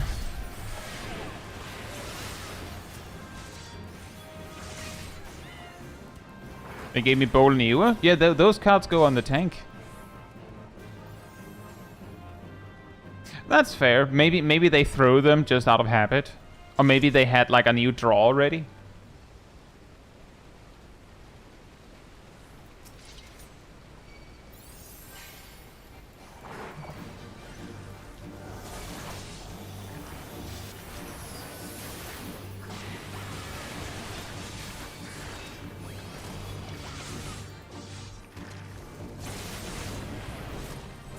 Oh.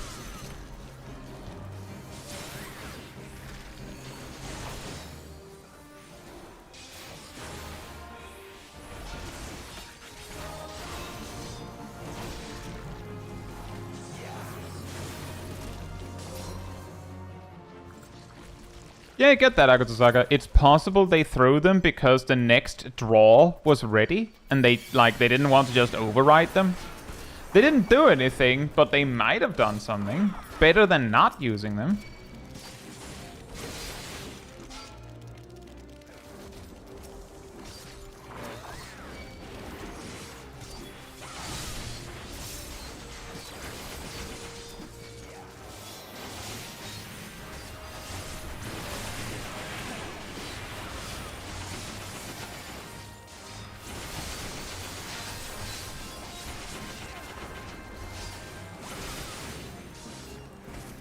But it is still a little funny when that happens. That moment when you like smash your damage cooldown and then the boss dies and you're like, oh right, the battle is meant to end at some point. I forgot about that. And now you just awkwardly have like fight or flight running and nothing to attack. Like, thanks. Yep, this is what I wanted. This is exactly what I wanted.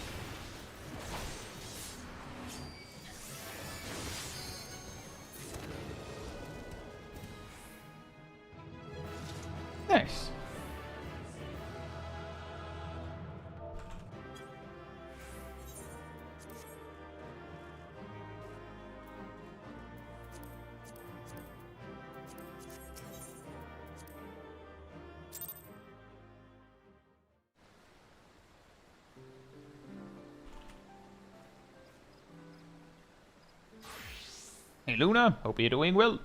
Sounds like you are.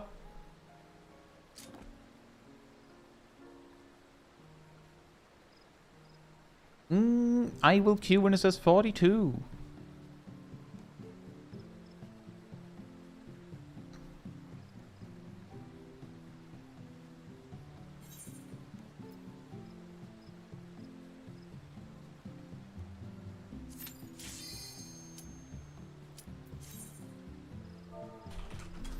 Oh, is it extreme time again?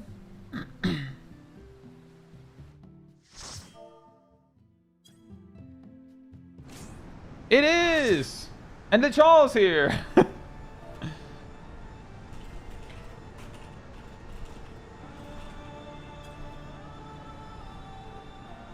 I think that's Snow Shiro.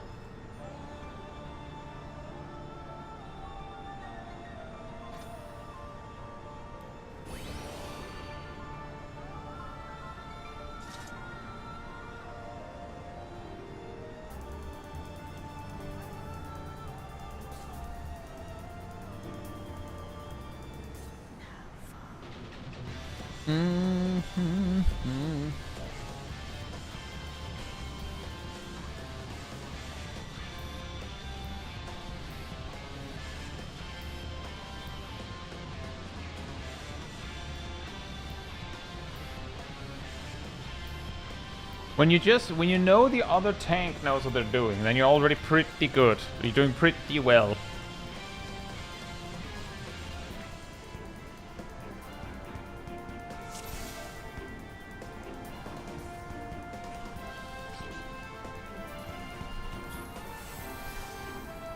Okay, they just go for it, huh? Thanks for that. Did you see the healer of justice there just going for it and just pulling for me?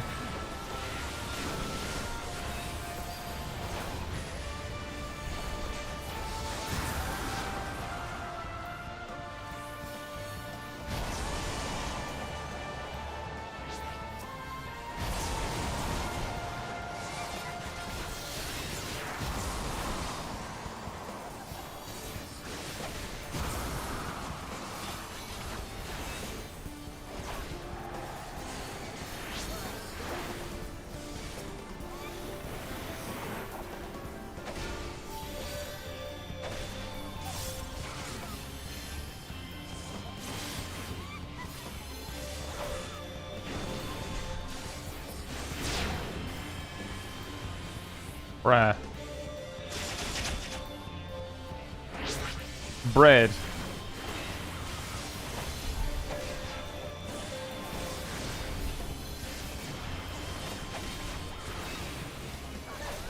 What's the samurai doing?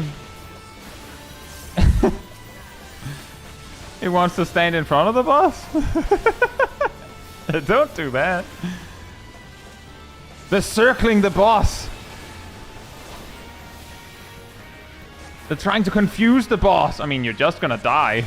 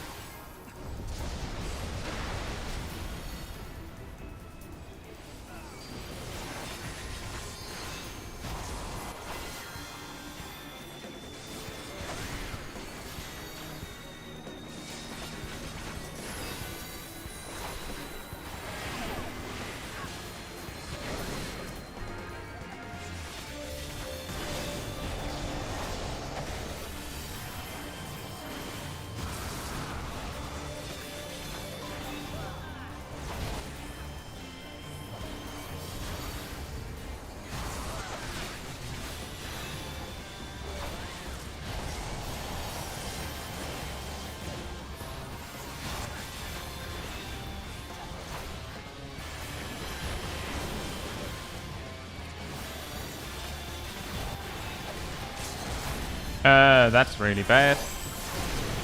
No, actually, it's fine. I think it's fine.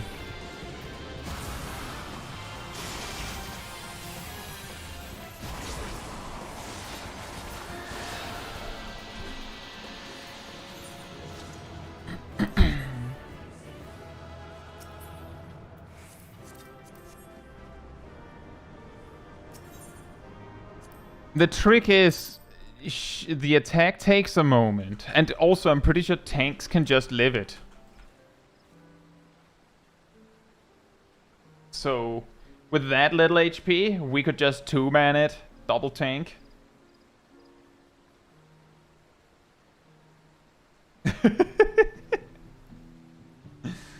But yeah, that was also... what I was looking at was how slow her HP was going down. I was like, oh boy, we may well need the LB. Can tanks invuln it? I do believe so. I didn't get to try it, but you may have noticed that I used Hallowed Ground. I'm like, well, I don't have an LB, so I guess I'll just Hallowed Ground. I have a Q when it says 40.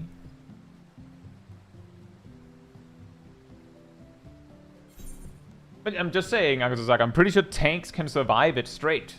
Like, just to the face.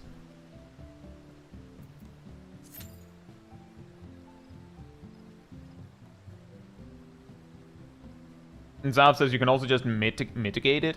The reason why I wasn't too confident about that is because... well, I mean... the Astrologian didn't really have much to offer on that, but them just dashing at the boss and pulling didn't make me very confident.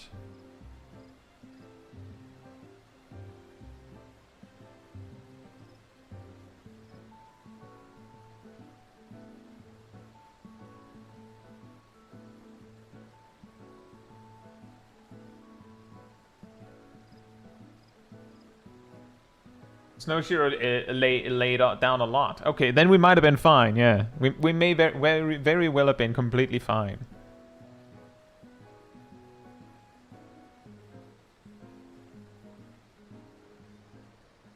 If Garuda is bird, then what does it taste like after cooking?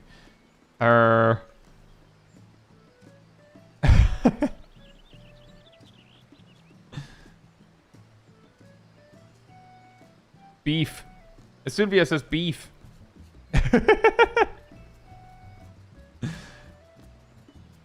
VX says fish. And Poppy says pigeon. Actually, a fish beef pigeon. Or a beefish pigeon. A beefish pigeon. Whatever that means.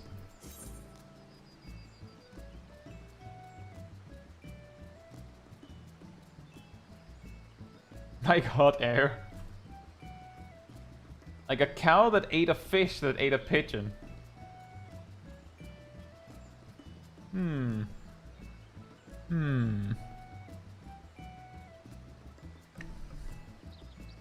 A chicken tender? Escape starts playing.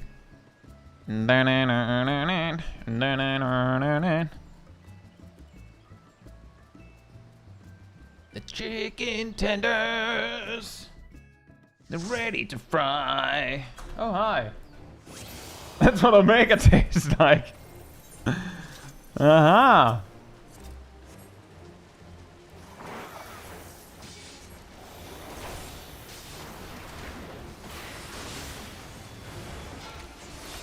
Storm the gates. Kill the boss.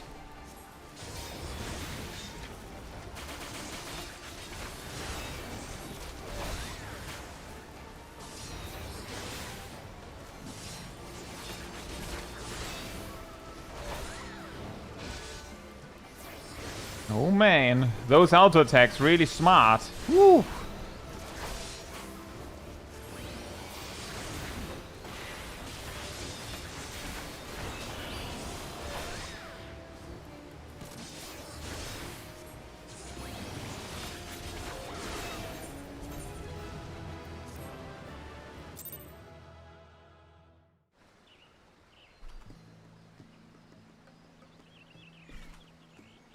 So just a quick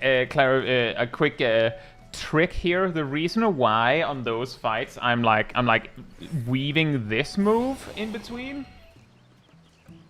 I've talked about it before, but basically the action of using your tank stance does AoE buff enmity on anything you're in combat with, and the order of operations is such that the activation of your tank stance generates buff enmity, benefiting from the multiplication from the tank stance itself.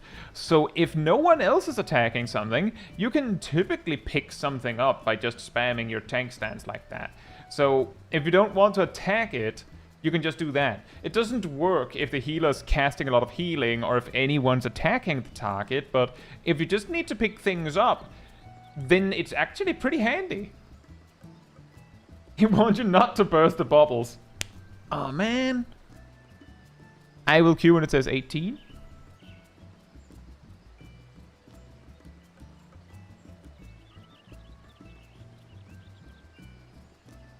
Can it work in dungeon pulls during sprint? It can, but again, if anyone's attacking the mobs, then it doesn't really work. But it's better than nothing, so you can do it, but it's really important that you like double weave it like that.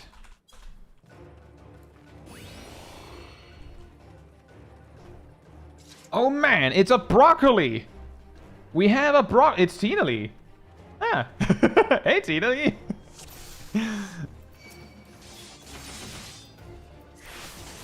Tina Lee broccoli.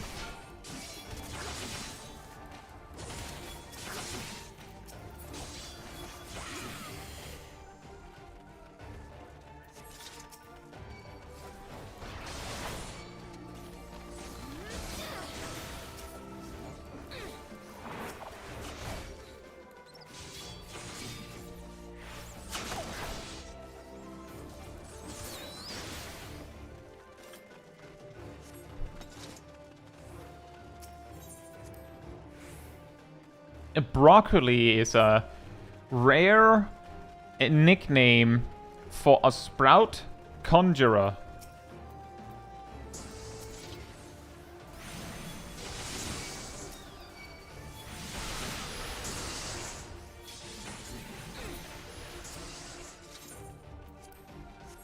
Very specific, I know.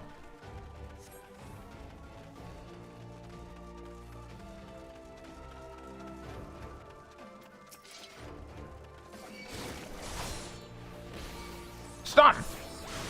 Take that!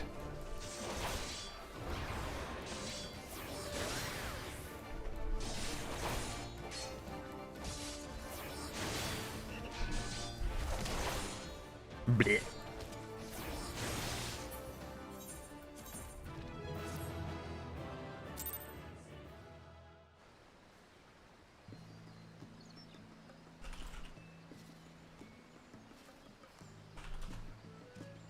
I will queue when it says 8.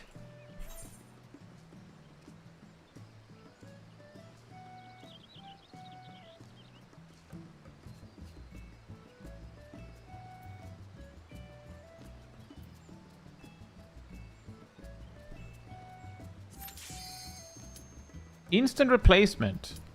Extreme or Alliance raid?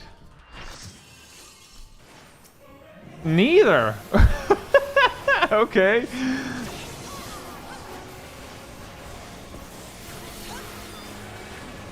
Malice, become flesh. Now we can experience the turning of the arena.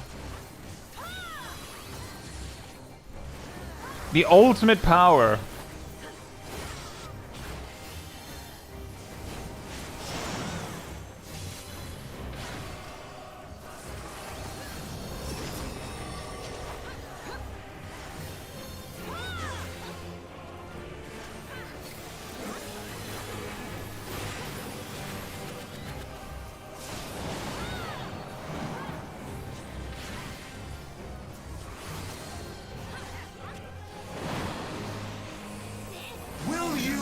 To see the end.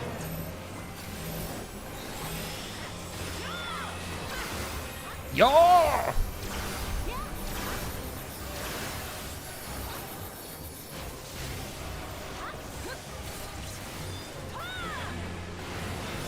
Ha!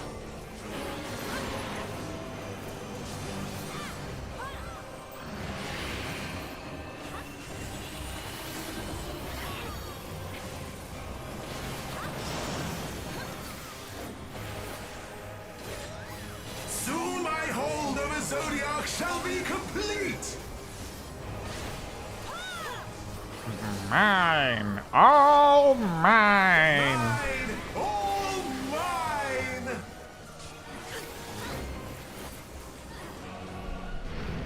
He's gonna go all mask off on us.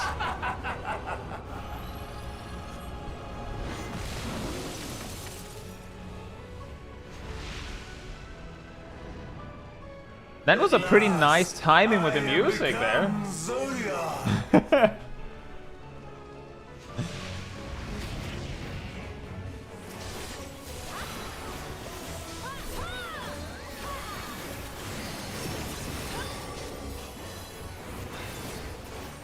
The natural order overturned!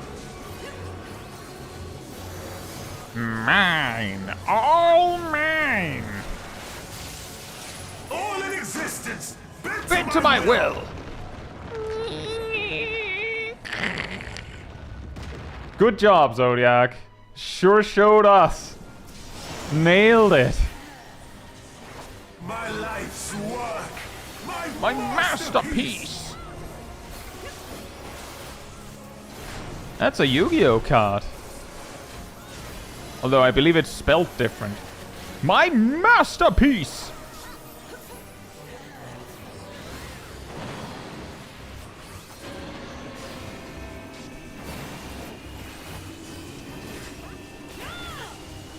Yo! Oh! Meow! I've waited for this day! Ow! I've waited for this day. Meow.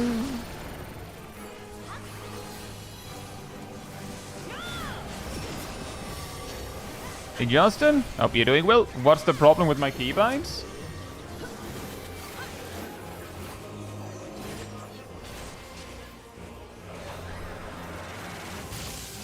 All in existence, bent to my will!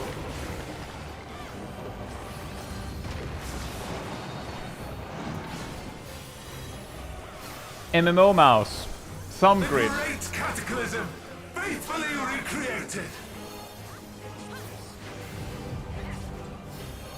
From broken skies fall tears of flame!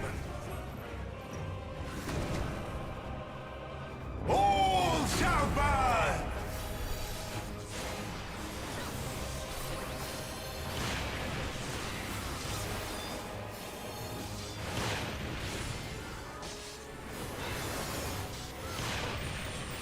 Will you live to see the end?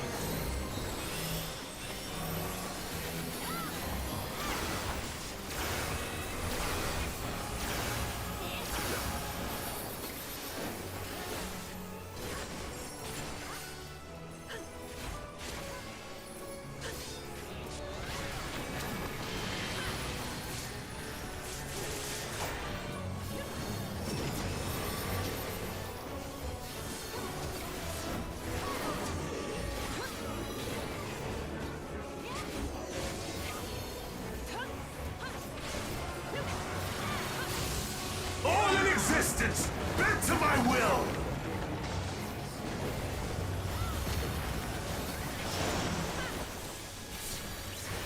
Will you live to see the end?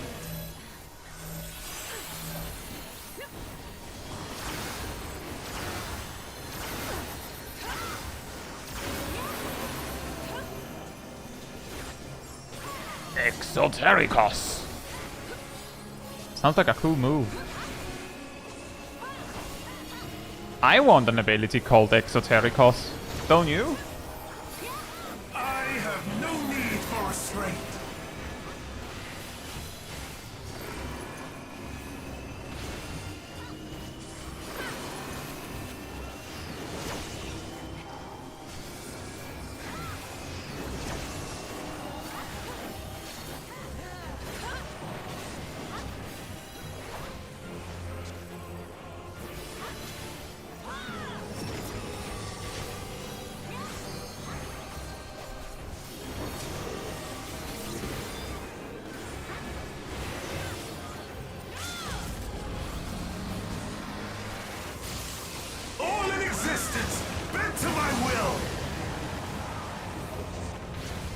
death!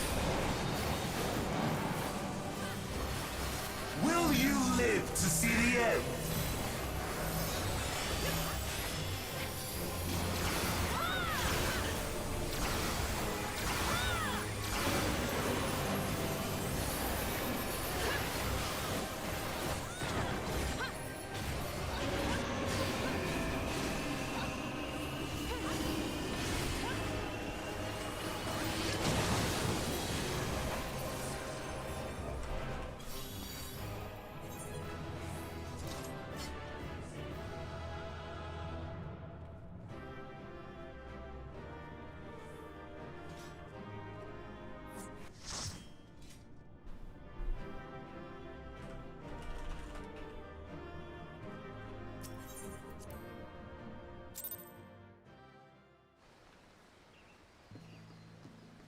Will you live to see the end? Yes, but you, on the other hand...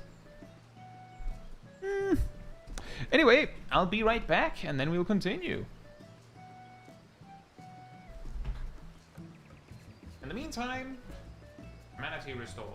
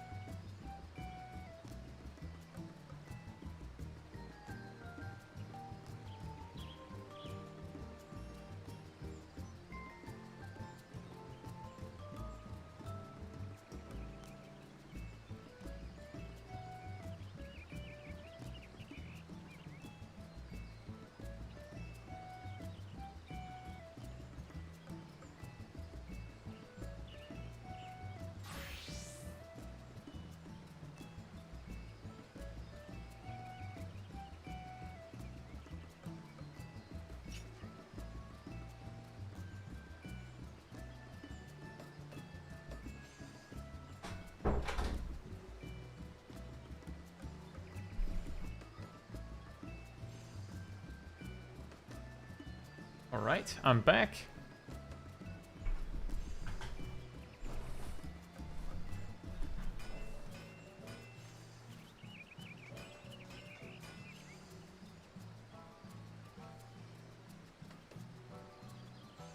Good luck, Zav.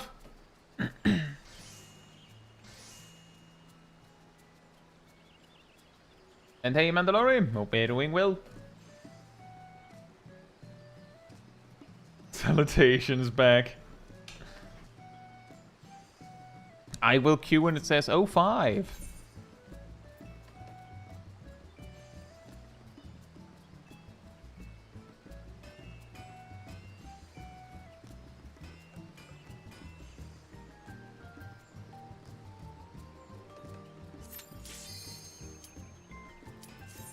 Oh boy, 4-man duty. Oh boy. Will you live to see the end of this foreman duty? Probably. Probably, actually. That's the thaumaturge. Will you live to see the end?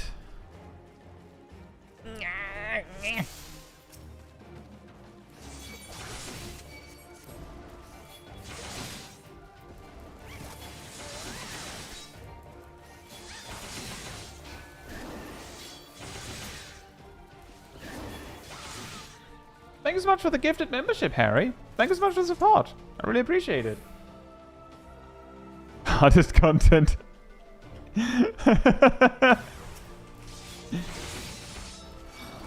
Will you live to see the end?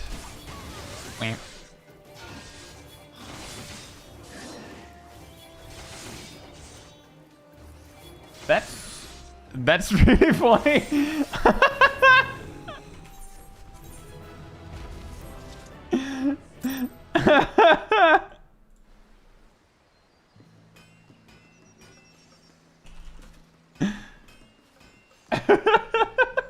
I mean, it can give the gifted membership to anyone who doesn't have one.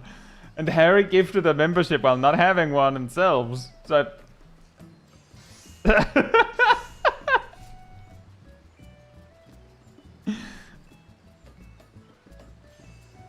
I said gift, not renew.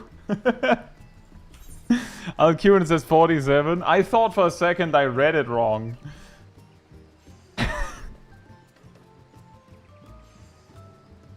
So yeah, Drill and Seraph, hope you're doing well.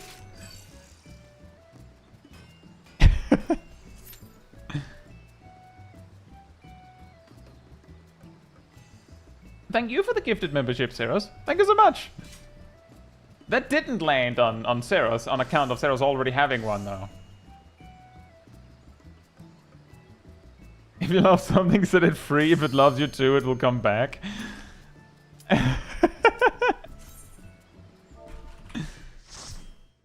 Oh, an actual four-man duty. Where are we going? Oh boy. Stone Vigil hard it is. Da da da da. Da da da da.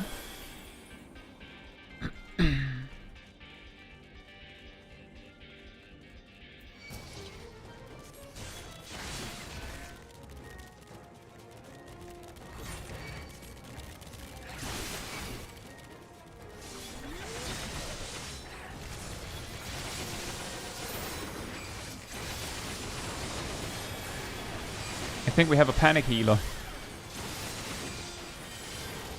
You see it too, right? The tank is at full HP. What to do? They are invulnerable. What to do? Cure 2, obviously. What do you mean I have attacks? It's fine. I have to maintain this Medica 2 on everyone.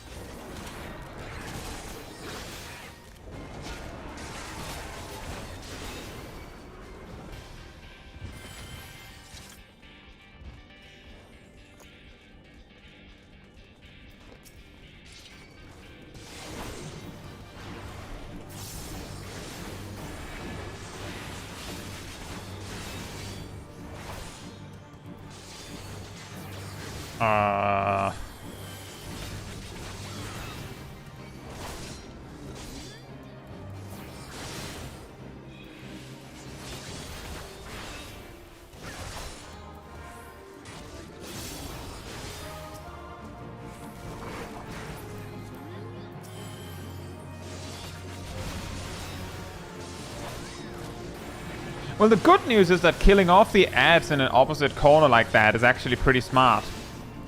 Because the boss gets like a buff from them dying near it.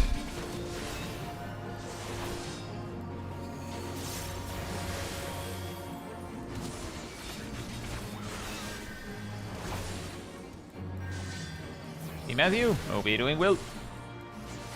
Yeah, they are attacking a bit. I'm imagining that what happened at the start is that they didn't expect to pull that much, so they just panicked.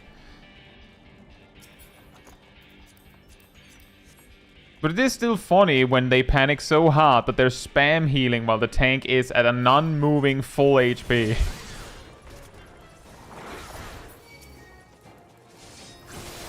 I'll just stop here. The healer's very, very scared, I think.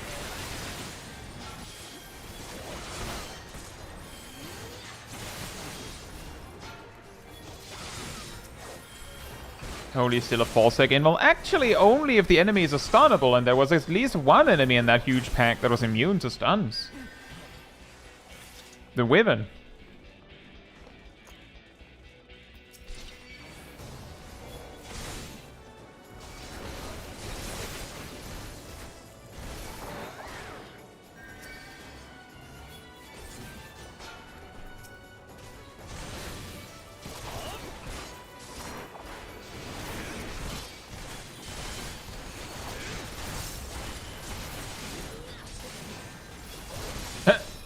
For a second there, I thought the other guy was just gonna stand there, being confused.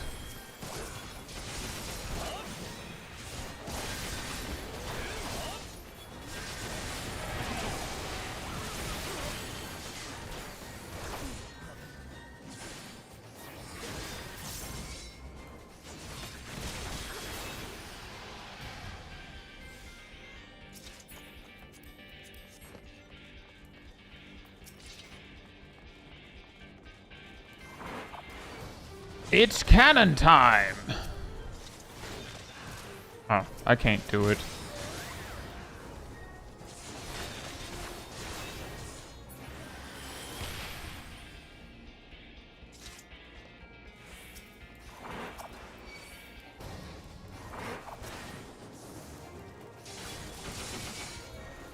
The revelation when you're trying to do a thing and then you figure out, no, actually the tank can't do it, specifically.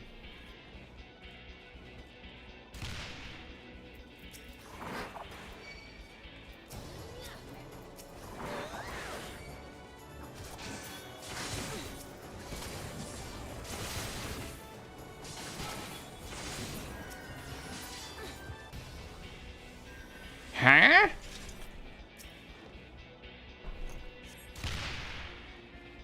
I'm not quite sure what the dragon is playing at. Like, what's the point? They just come down and just look at us like, huh?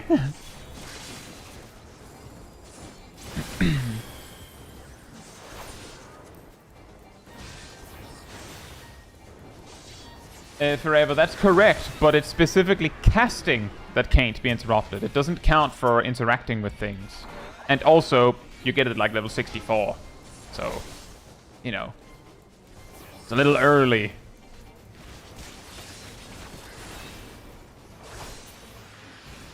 And yet also halves MP costs, that's true.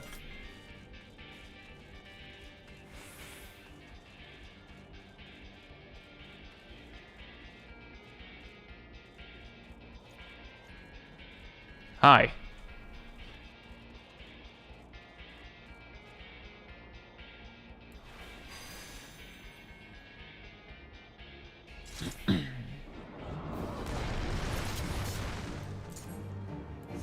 Knockback immunity, Lamau.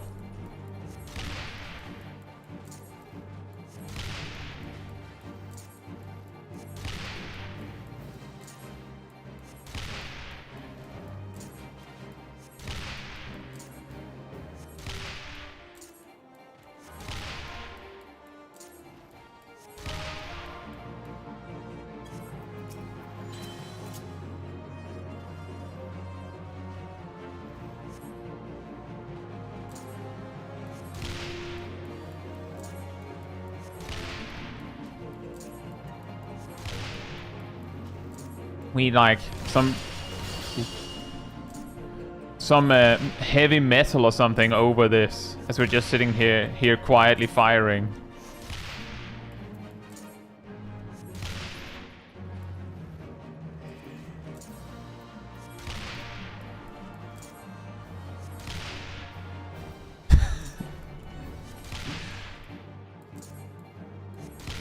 Cue the M7S soundtrack, yeah.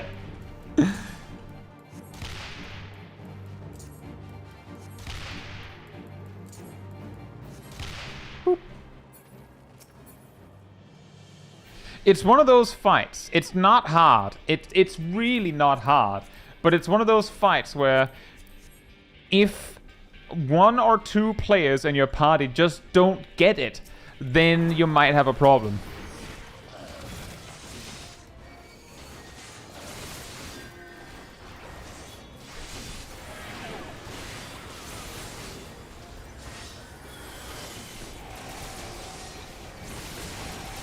Yeah, for the record, I'm specifically pulling less because the healer seems to be very frightened.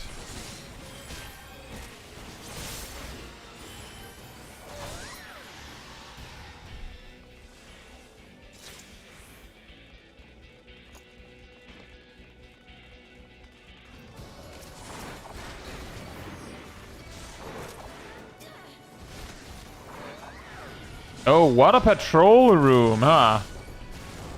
Couldn't you just stand in the middle and guard the whole thing, buddy? No, I was instructed that I have to walk up and down this lane. Ignore the part that the lane is like 2 times my length.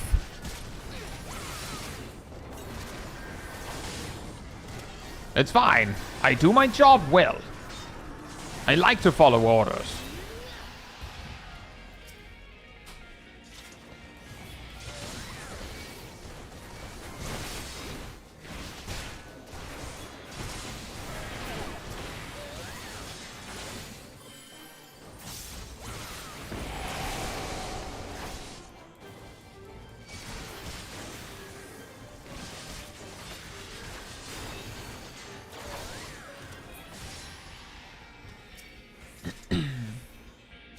I don't think you got the point. It's not about what they can do, it's what they're comfortable with doing.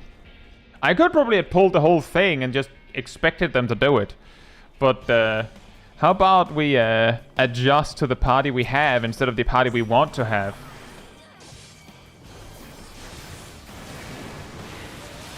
In fact, the fact that many of the mobs do an AoE attack is the real problem, because I know that the healer would be able to handle healing me, but if there's like 3 or 4 of the Avis using their AoE scream, then suddenly the healer might not be able to keep up, and then they die, and then the Black Mage dies, and then the Viper dies, and now suddenly things are not looking so great, and it's not worth it. Like, then we wipe, and now we've wasted time instead of gained.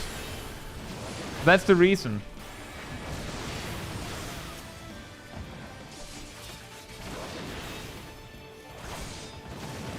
That's the reason why I prefer to pull a little less when I have a healer like that.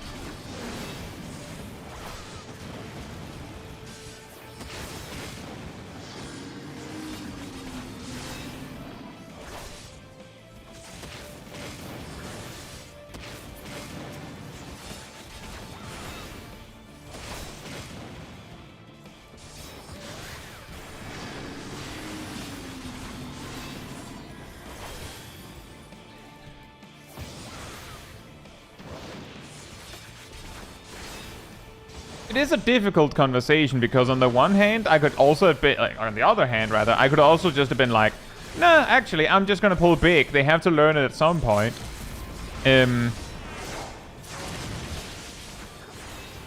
But I didn't feel like doing that right now.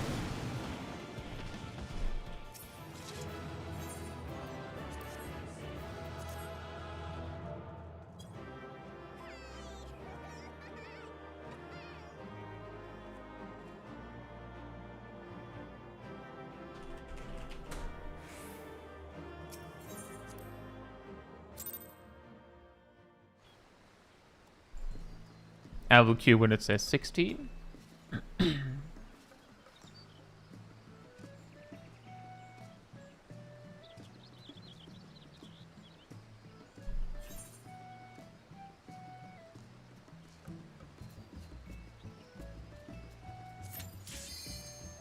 Bing.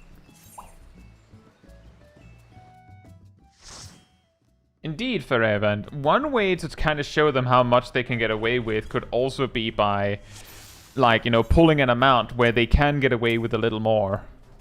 Like, it's complicated to learn how to heal well. Hey, Aram, hope you're doing well. See, the thing is, I actually did give them a chance to prove themselves. The very first pull I did was a huge pull, and I used Hallowed Ground for it. And they proved that when they see that many mobs, they press Presence of Mind and spam heal the tank, even if the tank has full HP. Like, I didn't just not test them. I tested them right out the gate and was like, nope. They're not capable of that. So we're not doing that.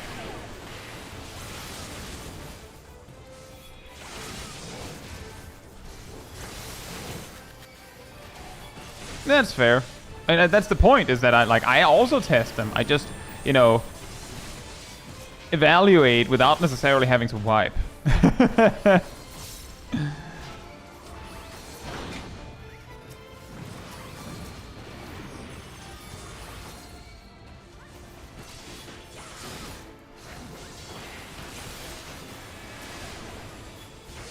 But that's also often how I do it, is pull really big, and then just say sorry if it doesn't work out. But I feel like I got the information I needed in that first pull.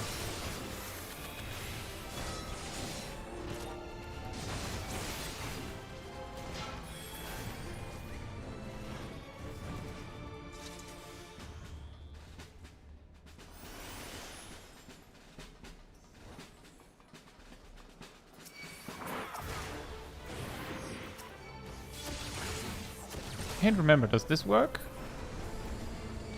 Don't know if it did, but at least we have a pack now.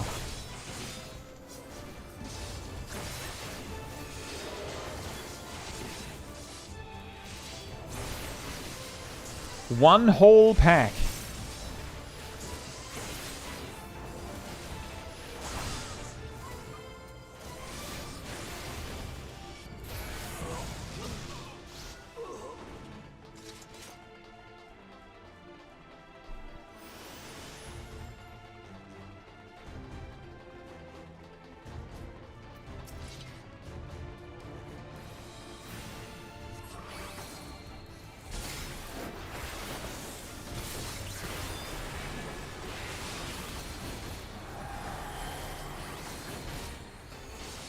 And I cast Holy Spirit again! And again! And again!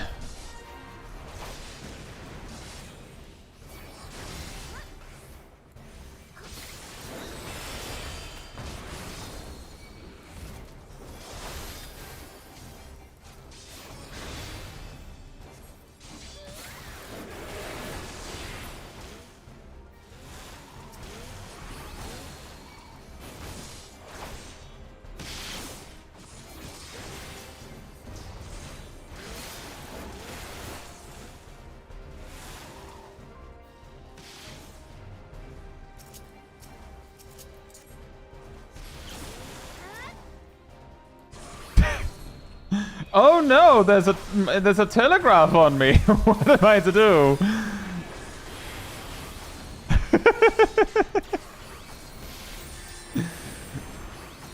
And I got the fear. I was like, oh right, sure, I'll do it. I can take the hit. Buddy? Hello? Oh no, run!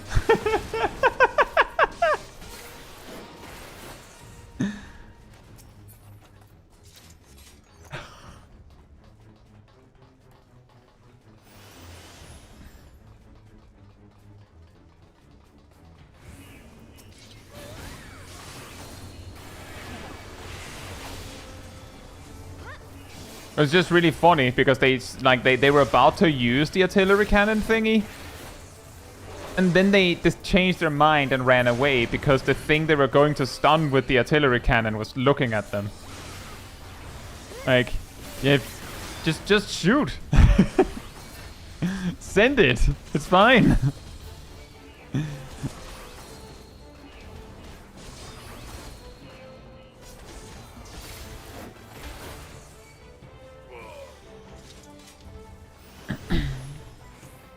But I might have done the same thing too if it wasn't like super awake. Just, oh no, telegraph on me, step away, and then like you realize, oh, right.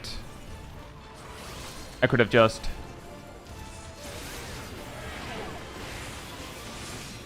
But it does just look really funny. Jump for cover! They're firing!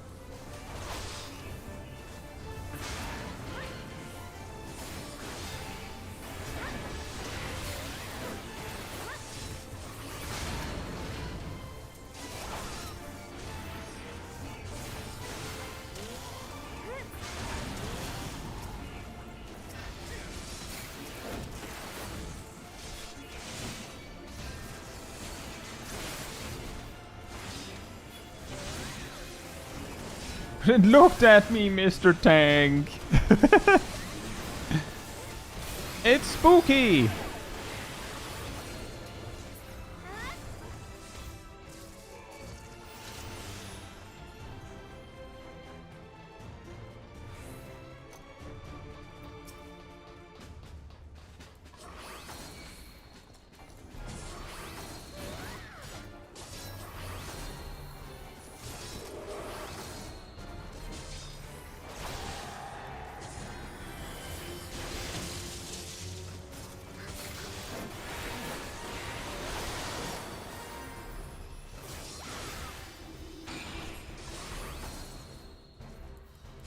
Wait, what?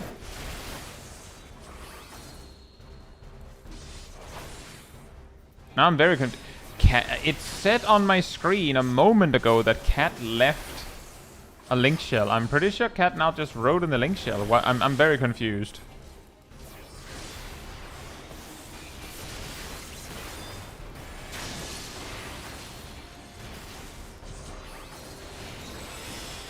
Oh! Now that's confusing.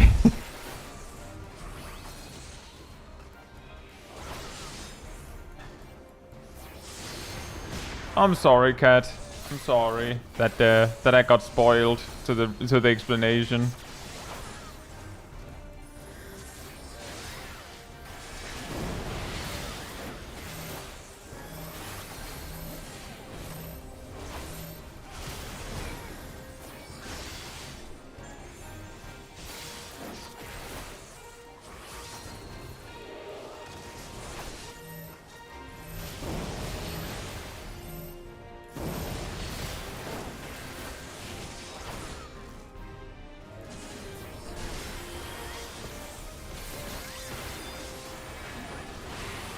Man, you know, on that note, Titus, sometimes you get really shocked at how personal people take it when all you did was like, you missed a spot there.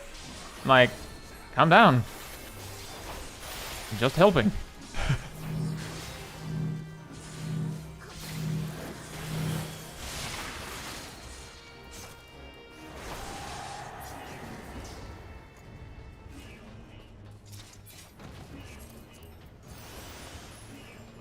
That's where my 99 rolls go. On random greed rolls.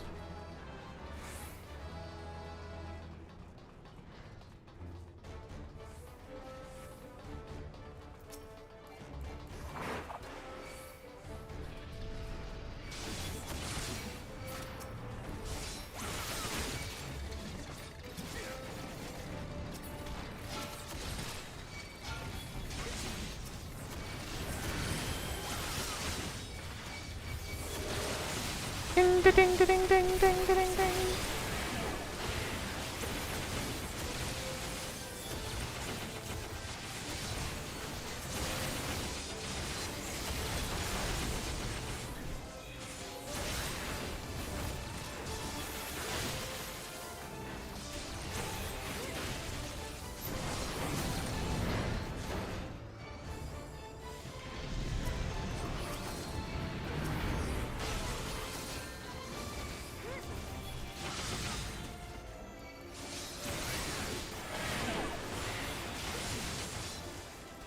Exactly, Telema. It's the same for me. It's like they don't have tank stance on. They're about to pull. You just go, by the way, remember tank stance, and then they just go like they just pop a blood vessel. Like, you didn't have your tank stance on. That's all. That was all it was about. You have it on now.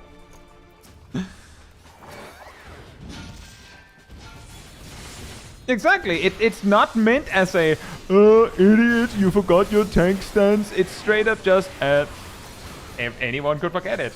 Remember tank stance.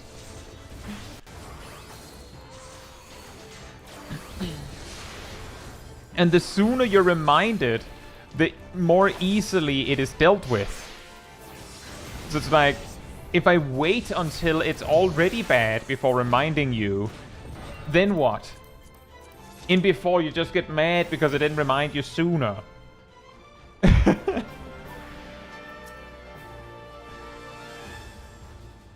it's gonna be my fault anyway, right?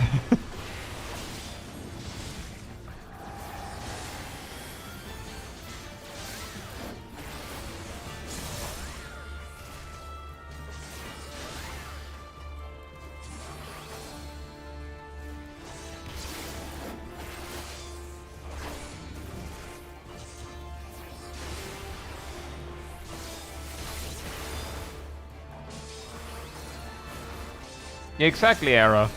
You can it doesn't matter what you do. There exists a person that will take whatever you do offensively.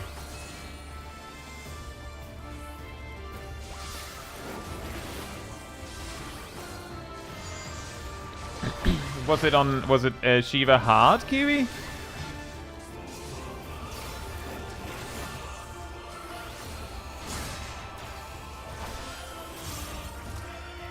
Yeah. That's really annoying. I had an Ifrit, I believe it was Ifrit hard, yeah. Where a tank just pointed the boss at us and just like gradually got shoved backwards and didn't do anything until it was so close that like we were actually starting to get hit, and I was like, please turn the boss away, and then they moved. Like, as if it was some sort of game of chicken. Like, I do not understand why people make the game out like it's some sort of fight with your partner. We're on the same team. We're on the same team. I feel like a lot of people forget that.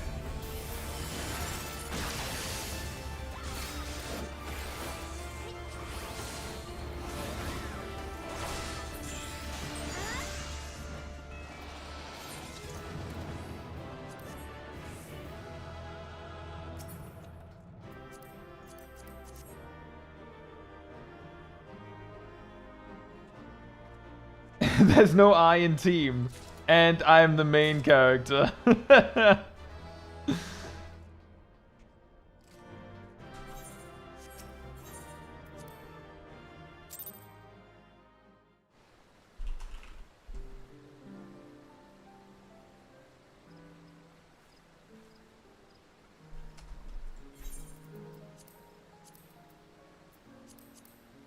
Memory like a goldfish over here.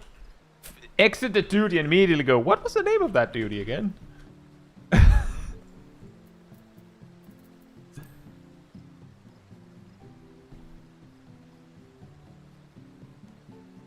Kiwi says, I wouldn't have said anything if it hadn't killed half the group. Right? My guess, my very best guess, Kiwi, is that they realized the problem and then got offended that you had the audacity to remind them because they know now. And now made it your problem. Or they didn't care and they just wanted to be annoying anyway.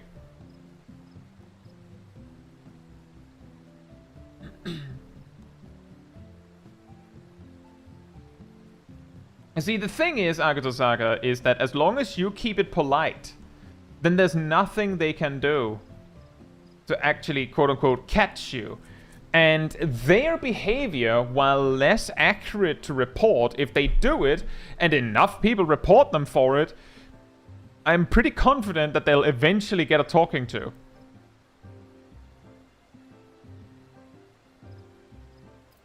I will queue when it says 54.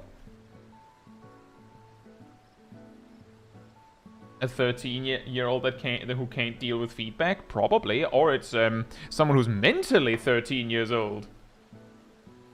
Same.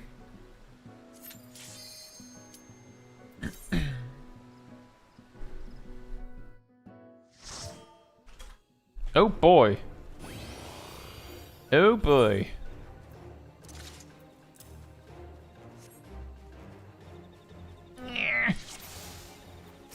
Onward! This is actually a pretty good fight to use the spam tank stance trick, because once this initial pack is over, you only need to kill the boss, and the only reason why you attack anything else is to establish aggro on them. Just like this.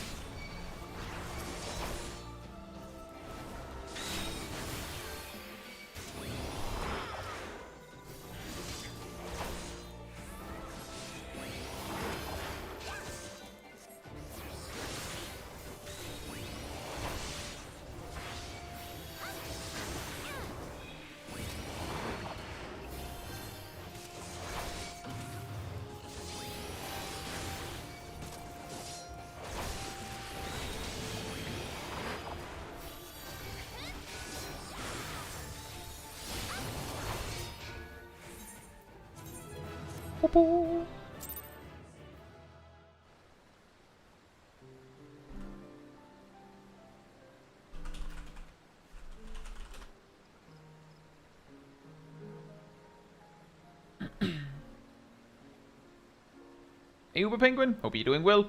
Yeah, it's a callback to earlier in the stream. Basically, when you gain a buff, whoever applied the buff generates so-called buff enmity, which generates basically a negligible amount of enmity on all enemies that they are in combat with. But that buff enmity starts reasonably high, like for low level, and then like it tapers off because it doesn't scale very well. But when you use tank stance, that applies a buff to yourself, but due to some weird jank, the way that it works is you use tank stance is applied to you, now you generate more enmity, now buff enmity is generated, that buff enmity is multiplied by 10, so it actually generates a not fully negligible amount. It generates enough that if no one else is attacking something, you can pick it up by just doing this. It doesn't work the moment anyone attacks the mob, because that's how little enmity it generates. It can sometimes help if, like, to pick something off, but even healer enmity can do it by just casting healing spells. The buff enmity thing is also the reason why, if you, the tank, run towards a pack and then the white mage uses regen on you and then the mobs go on the white mage, regen doesn't do any healing. And the healing it does generate is healing over time, and healing over time doesn't generate any enmity as of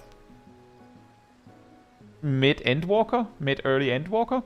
So regen doesn't generate it surely doesn't generate any enmity, except it's a buff, it applies buff enmity, which is like nothing, but it's non-zero. I will queue when it says 13.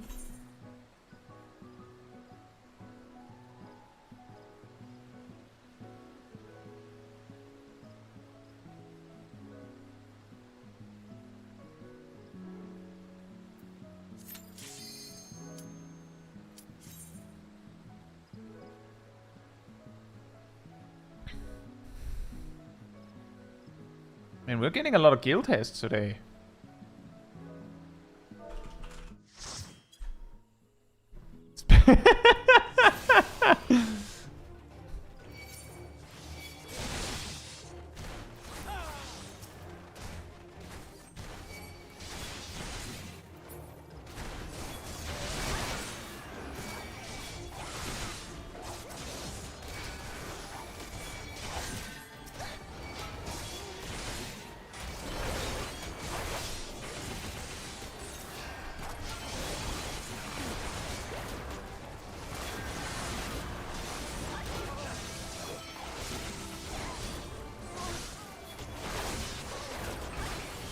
We have a Tina Lee again.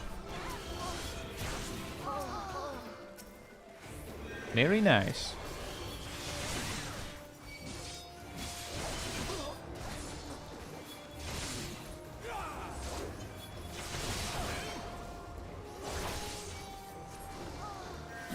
Forever says, I wonder why using buffs pre-pull doesn't pull in M8S. Buff enmity isn't like an area of effect. It just applies to characters that you're in combat with.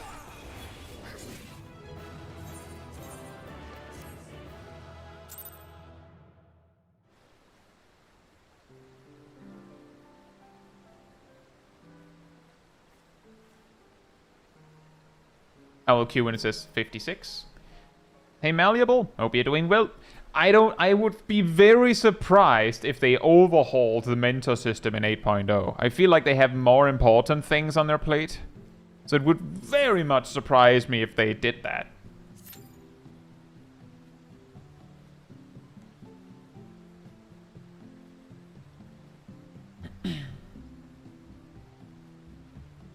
Now managing enmity is everyone else's problem again. Oh boy.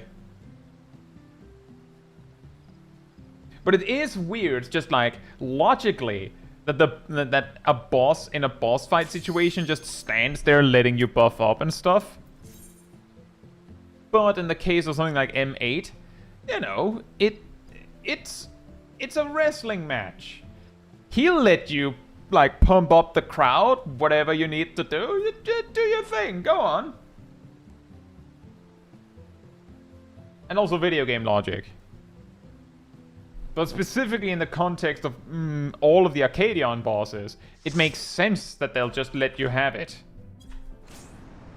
Oh boy.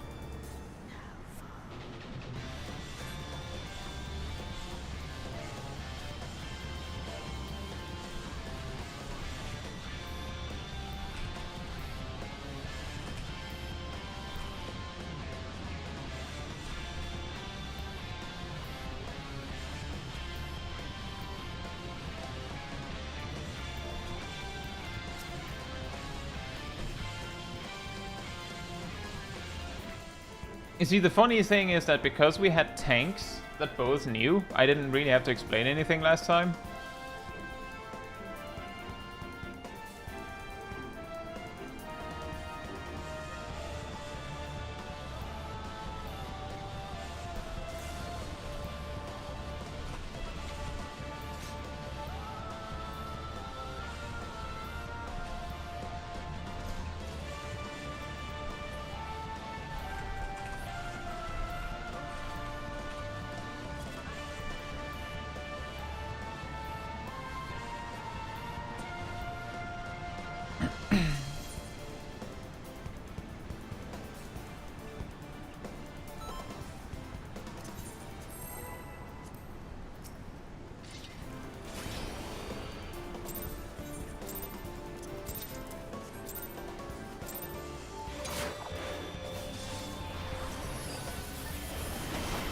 Whoops.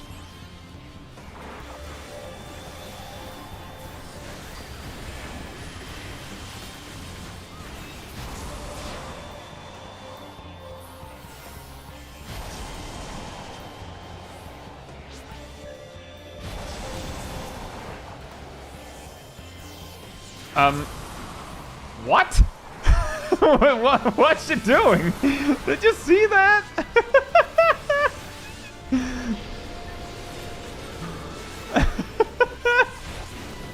She decided to take the long way around.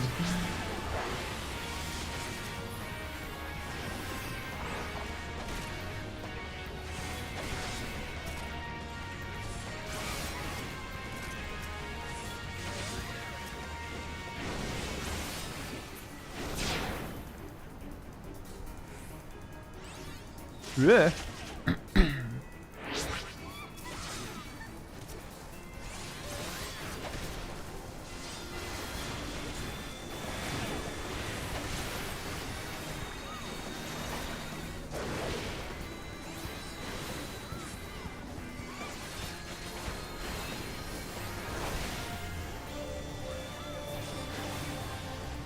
Jesus, something shiny over there.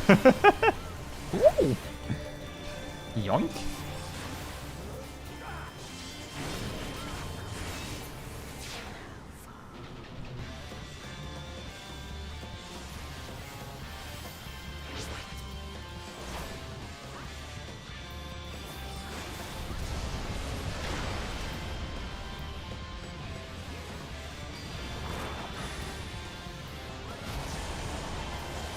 I like to move her slightly off to the side so that her frontal cleaves are slightly less scary.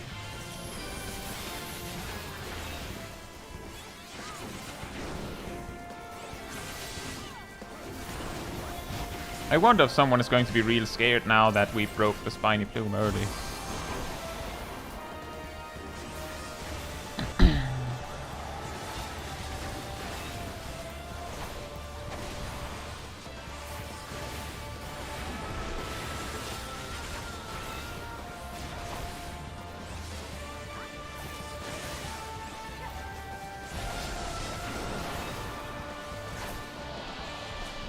Nice.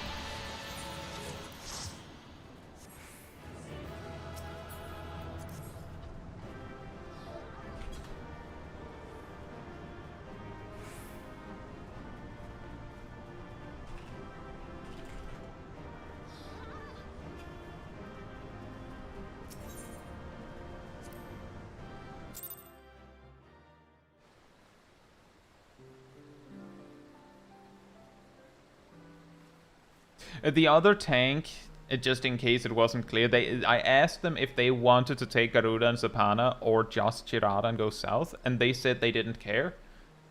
So I chose to take Garuda and Zapana because it's a lot easier to have to just go like, no, just take that guy and go away, than if like they goof it up and then they need to get two guys.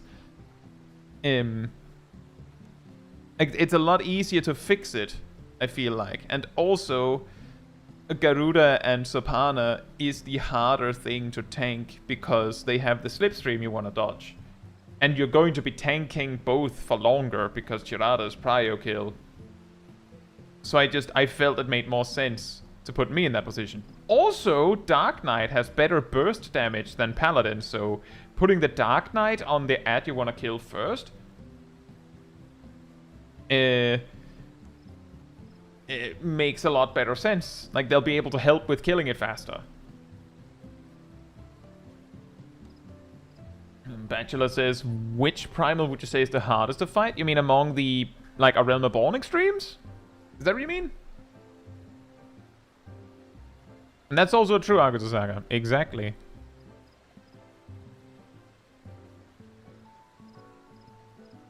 Exactly. I also, if I have the opportunity to do it even when in Savage, I would gladly take the harder position if it's like between a few players. Like, who'll do it? If I can do it, I'll do it. Like extremes? I assume it's between the Realm Reborn extremes, because all of those are pretty much primals. I would say between the Realm Reborn extremes that the hardest one is probably Thornmarsh. Probably Thornmarsh.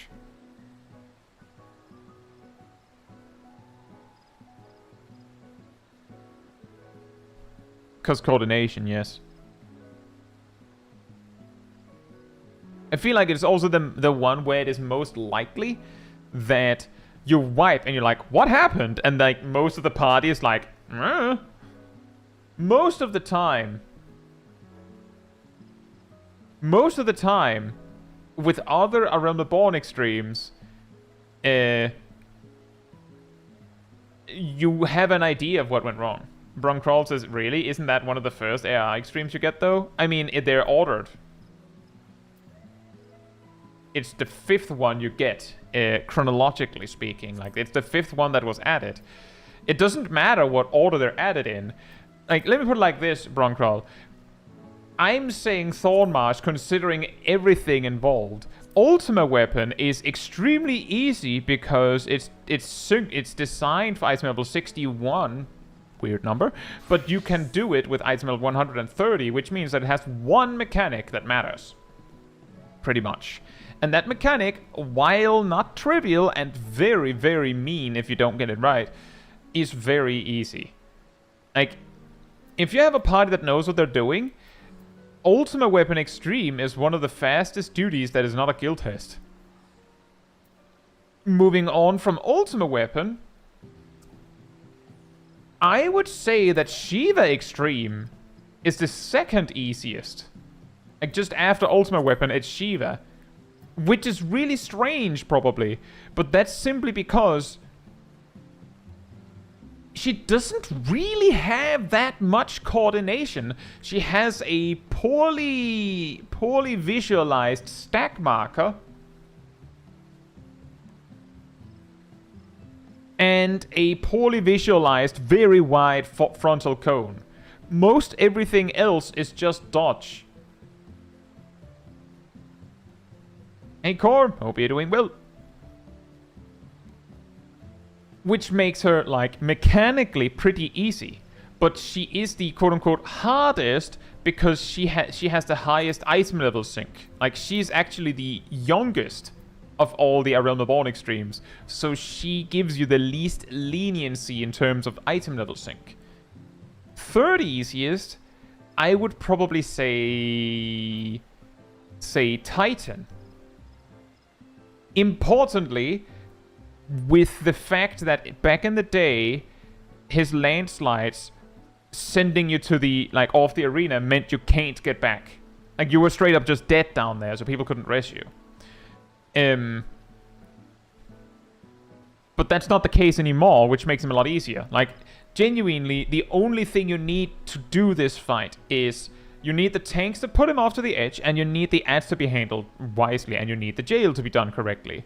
And those things are not that hard. Like, most of the time when I wipe to Titan, I don't know what to say because it's fundamentals being failed at. It feels like. Like, boss positioning, dealing with knockbacks. Like, fundamentals. Continuing up the list, I would probably say... I would actually say Garuda after that. And that's simply because while dealing with the Spiny Plume is extremely complicated, due to power creep, synced runs of Garuda Extreme can just ignore it. Like, one party member said, oh, we skipped the 2nd set of ads. And I'm sitting there like, yeah, for me, that's Tuesday. So, like, that's just how we plan the fight. We assume that's how it's gonna go. Which means it's just a tank fight. And everyone else just has to dodge. And the thing tanks have to do is not that hard. And that, of course, leaves Ifrit, King Moggelmog, Leviathan, and Ramu. And going up the list from there, I would probably say that Ifrit is like, just barely misses the top 3.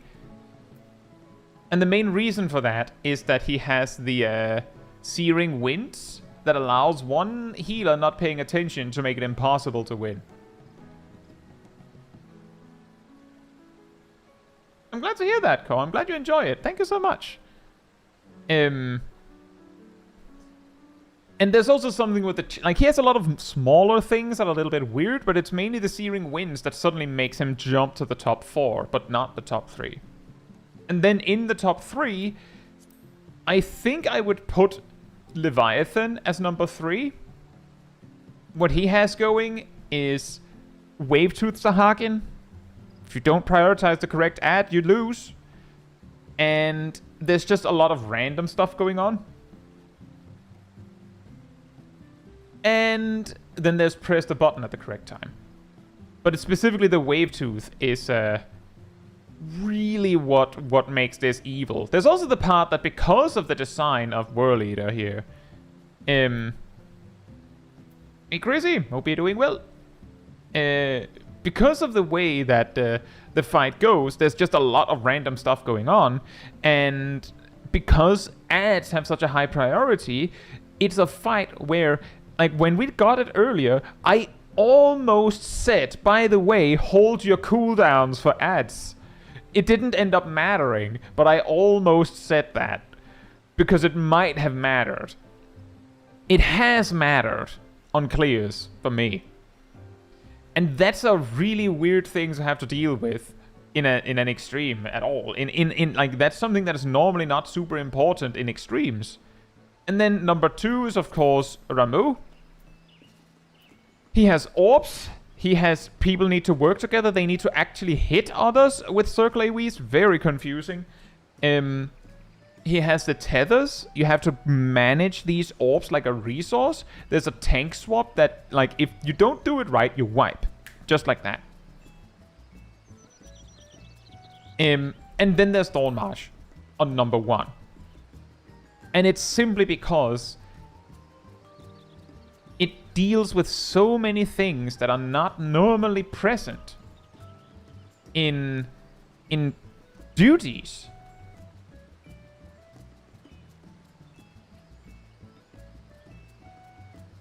Like, straight up just...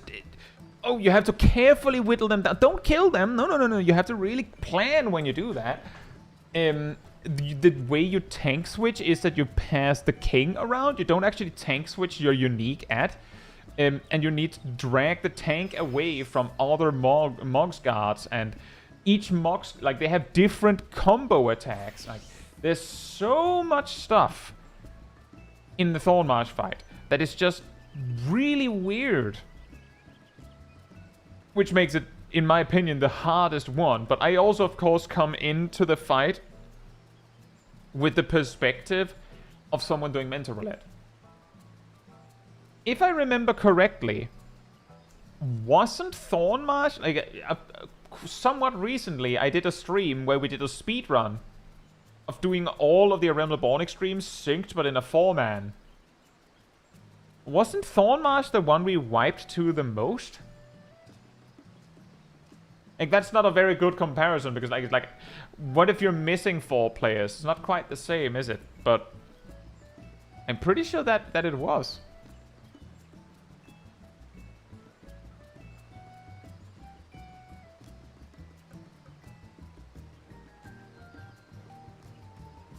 Vince says, yeah, Thornmarsh had the highest wipe count, like 5.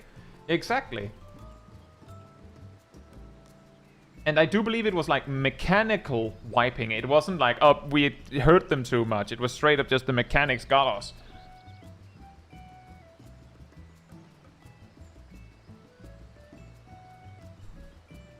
Taldeman says, I'm reminded of the Chaos Agent episode of the Mental Roulette series. Right? That was one tank goofing up Ramu Extreme.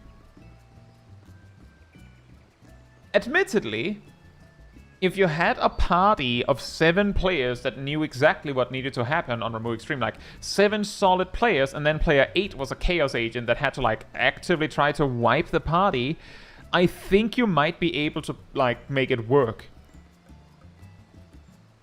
Because if the Chaos Agent is a tank, like, within reason, right? If the Chaos Agent is a tank, then, I mean, they can goof things up by just provoking on cooldown almost. But you can stop that by just having the other tank provoke on cooldown. And yeah, you might be thinking, but how do you deal with the tank switch? You just don't tank switch and bring 2 barrier healers. Now that problem is solved. And the reason why I bring barrier healers is because they have more OGCD healing, and OGCD healing ignores the healing nerf that overcharging on orbs applies. And if the Chaos Agent is a healer, well, I don't know what they can do other than just not heal. And as a DPS, not much they can do either. So it they're best placed. Like they can cause the most chaos as a tank, and would be the most in the way as a tank. And one other thing they could do, you know, is just grab orbs, just steal orbs, so the other tank can't, and you can't deal with tethers and whatnot. But I mean, that's the hard part. I don't know what you do about tethers if a tank did that. Ilana says it was indeed 5 wipes on Mugglemog. What's the hardest extreme overall that you've done synced? That leaves the blind spot that I have not done very many Stormblood, Shadowbringers, or even Endwalker extremes synced. So basically, my comparison would be like, it stops... like, I have done this one. By the way, this guy's not even close. And I've done this one. The rest, nope. Synced, of course. I've done the Unreals. And for Shadowbringers, straight up, the only one that I've done synced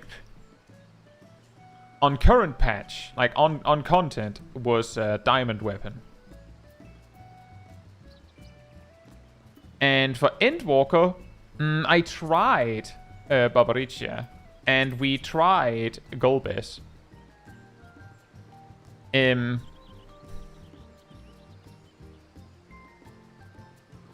The hardest extreme I've done synced based on that account,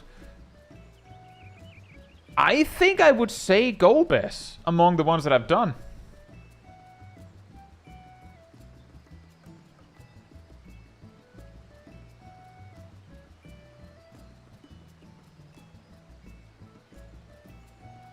You see, the funniest part about that, Akatsusaka, is that if we actually had a whole community party do an extreme, I have a feeling we might be able to do it. I'll say Boomermit and the Benji. Hope you're doing well.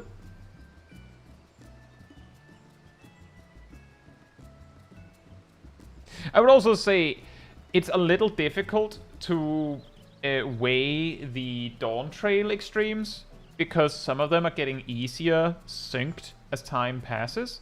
For instance, Dawntrail EX3 synced now skips the hardest part of the fight for a lot of players.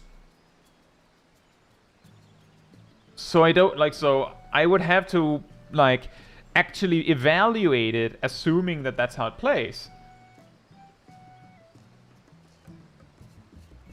And by the time Dawntrail is finished, I imagine that EX3 will finish even sooner and even more reliably before Ice Bridges.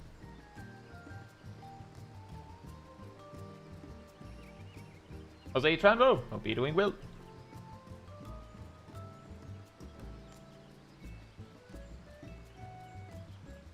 I mean, it's not even that, Snowshiro. I'm more like, the thing that makes getting an extreme trial really hard in Mentor Roulette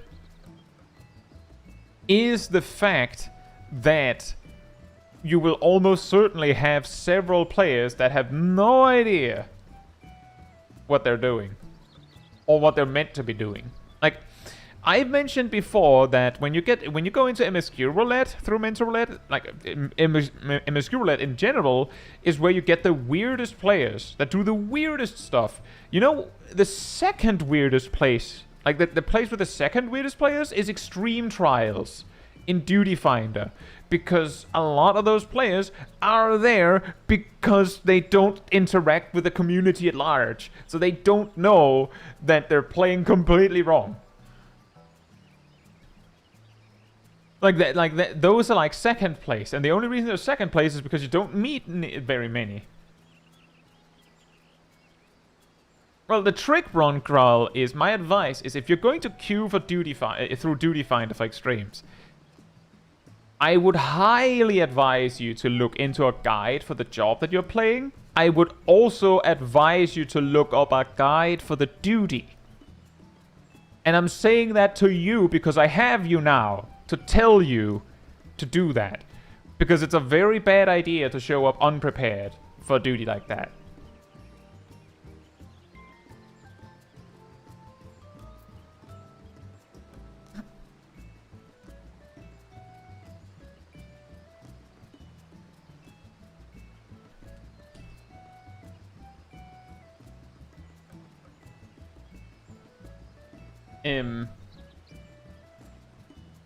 That's my advice. Make sure you know how your job is meant to play at the level where you're going.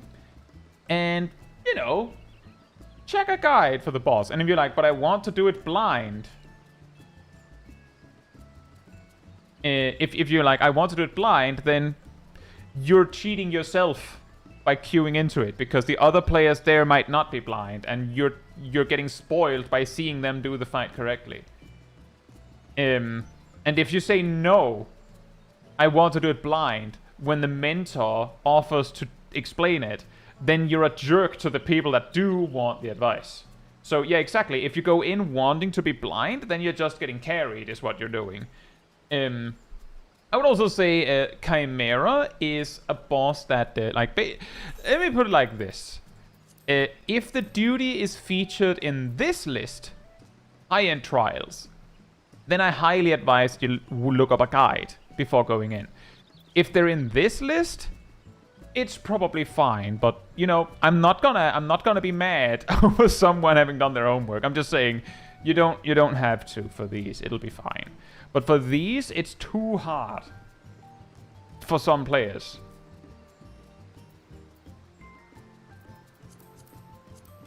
Also, hey, Tampax, hope you're doing well. I'm glad to hear that my videos helped you. Thank you so much. Earth's Fount is not high-end? No, it's not. That's what I'm saying. Earth's Fount, Odin, is in this weird limbo land where it is simultaneously not a normal trial, but it also doesn't qualify for extreme. Like, to not have a separate counter for just Earth's Fount, I just put an extreme because it's not a normal trial. And Earth's Fount is easy enough that like 99% of the time you'll get it first pull. Just guessing. But I have wiped to the Harden Rage. At least once. Under normal synced circumstances. The DPS check is also tight enough that I believe we had to 3-man it with 50% echo to make it.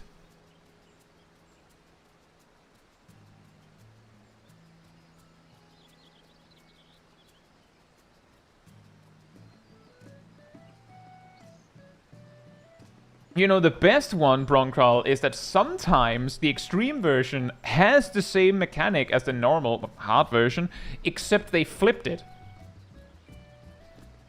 Just to give a very, very simple example of that one, my favorite example is Shiva Hard. When she brings out the sword, she opens with a tank buster. Just sword out, tank buster. So the tank takes it, right? On extreme, she pulls out the sword, stack. And the stack attack ignores mitigation. So the tank going, no, I'll just mitigate it. Will just get clapped. Just like that. So, and how are you supposed to know that?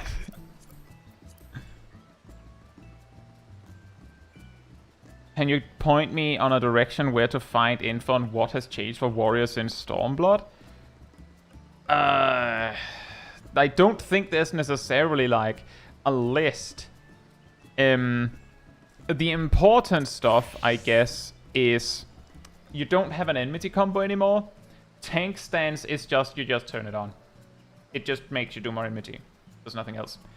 Mithril Tempest, your AoE combo finisher, gives the same effect as Storm's Eye. You still only use it for AoE. There's like very specific niches, level 40 to 49, but don't care about that. It's for AoE. Upheaval doesn't cost gauge anymore. Onslaught doesn't cost gauge anymore. It has a charge time and multiple charges now. You just use them for damage. Inner Release only makes Fell Cleave and Decimate auto direct crit now. And also only does 3. But it only affects them. It also extends your damage buff a little bit. I think... Oh yeah, Raw Intuition is now one of the best mitigation options in the game for casual content, because it makes you take slightly less damage, irrelevant, but it causes your attacks, your GCDs, like your weapon skills, to heal you per enemy hit. So I'm using the upgraded version Bloodwedding, but it like this: 1, 2, 3, 1, 2, 3, 1, 2, 3, and 1, 2, 3. And it heals a lot. It's basically on AoE pulls, it's basically invuln. It's incredibly strong. I think that's everything that has changed. I think Infuriate now also has 2 charges. I don't think it had that back then. 25-second cooldown invuln, yeah. Almost. Oh, you can use Holmgang without a target. And it doesn't snare you to the ground anymore. Now I think I've covered everything. Pretty sure I got everything. On that note... And that's correct, Andreal. That is correct. If you use... Well, it's actually more complicated than that, Andreal.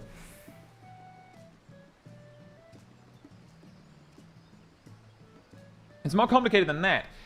If you use an attack that innately, by construction, always auto-crits, which means this, this, this, and this. No other actions work. But these 4 that say on their tooltip that they auto-crit, if you use them while affected by Bloodwedding, they will also make the healing auto-crit. It doesn't work if you're using Inner Release. That doesn't count. Yeah, you don't need a target for Holmgang. In the past, you needed to target something that would then get snared, and you would also get snared. You don't get snared anymore, and if you use Holmgang with no target, it just snares nothing.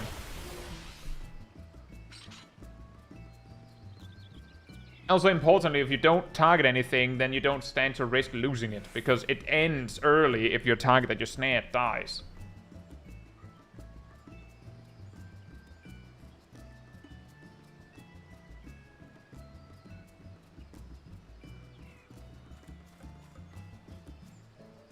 Anyway, this I should be wrapping up the stream now.